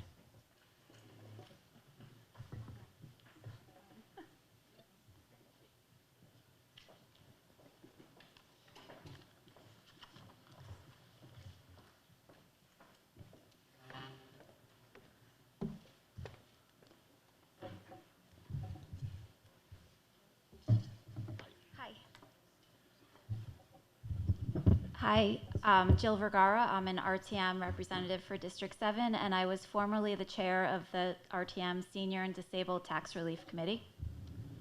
Ross Murray, I'm the assessor for the town of Fairfield. So these are two different provisions in the Senior and Disabled Tax Relief Ordinance. We're only dealing with these particular provisions in section 95.8 and 95.15. 95.8 is relates to income eligibility, and more specifically how we deduct medical expenses in calculating qualifying income. The second section relates to tax deferral liens. Both of these issues assist the administrators in resolving some issues. I think I'm going to take the one relating to the medical deductions first, even though the one with the tax lien came up first. The tax collector had emailed me in April about the issue. But a participant had emailed me in June about an issue with medical deductions. She had been a participant for several years, and this particular year, she had been kicked out of the program because of a new way of calculating the income. It was a new formula that Ross began using that's related to an interpretation of the language. So if you look at 95.8 in conditions for eligibility, I hope you all received the red line because it's easier to follow the discussion if you did. It's in the backup now, but the relevant language that Ross had an issue with was the very last clause that in arriving at qualifying income to the extent such expenses exceed 30% of their qualifying income determined before this medical deduction. So in most of the ordinances that I've read, and most towns, I think all towns have some sort of medical deduction in calculating qualifying income. It makes sense as a policy because this is not disposable income for people. And you think that someone with a lot of medical expenses, that's the type of person that you'd really like to help with an ordinance like this. So first thing is that the 30% is a pretty high bar. And the way that Ross was doing the formula, he was, instead of doing just a qualifying income less medical expenses to be the actual qualifying income for a participant, it was a little bit more of a complicated formula where the 30% of someone's qualifying income was removed from those main medical expenses. So it was really those dollars above 30% of their income that was being deducted to find their qualifying income. So it was a little bit more of a complicated formula, and it was resulting in less benefits for several people, and it kicked this one person out. So I think there were 18 participants. Besides this one who had been kicked out, there was 18 other participants who had, on average, about $1,000 less in benefits resulting from this new formula. I thought this was a problem, and I wanted to make sure that people who really needed help were getting help. So I spoke with Ross about it, and I brought it to the RTM Senior and Disabled Tax Relief Committee, and we discussed it, and it went through a few different iterations. We voted on a version, and I referred it to the Board of Finance's subcommittee for Senior and Disabled Tax Relief, and they approved it, and also I expedited it so that we could get it onto our agenda faster because there's a timing issue with this. Ross needs this to be done by February 1st. The application season starts this February, on February 1st, and he really needs this to be made into law now. We can't make the change after we start taking applications. Right. We need to have it in place for So, February 1. So Board of Finance tried to move quickly on it, but it's such a tricky timing with the election and the swearing in ceremony. Our swearing in was later than normal, so the Board of Finance, the full Board of Finance voted on this in the middle of November, and we didn't have an opportunity as an RTM to put it on our calendar in November, so it came onto our calendar in December. Normally, an ordinance needs to sit with us for 2 months. And now we're really not able to do that.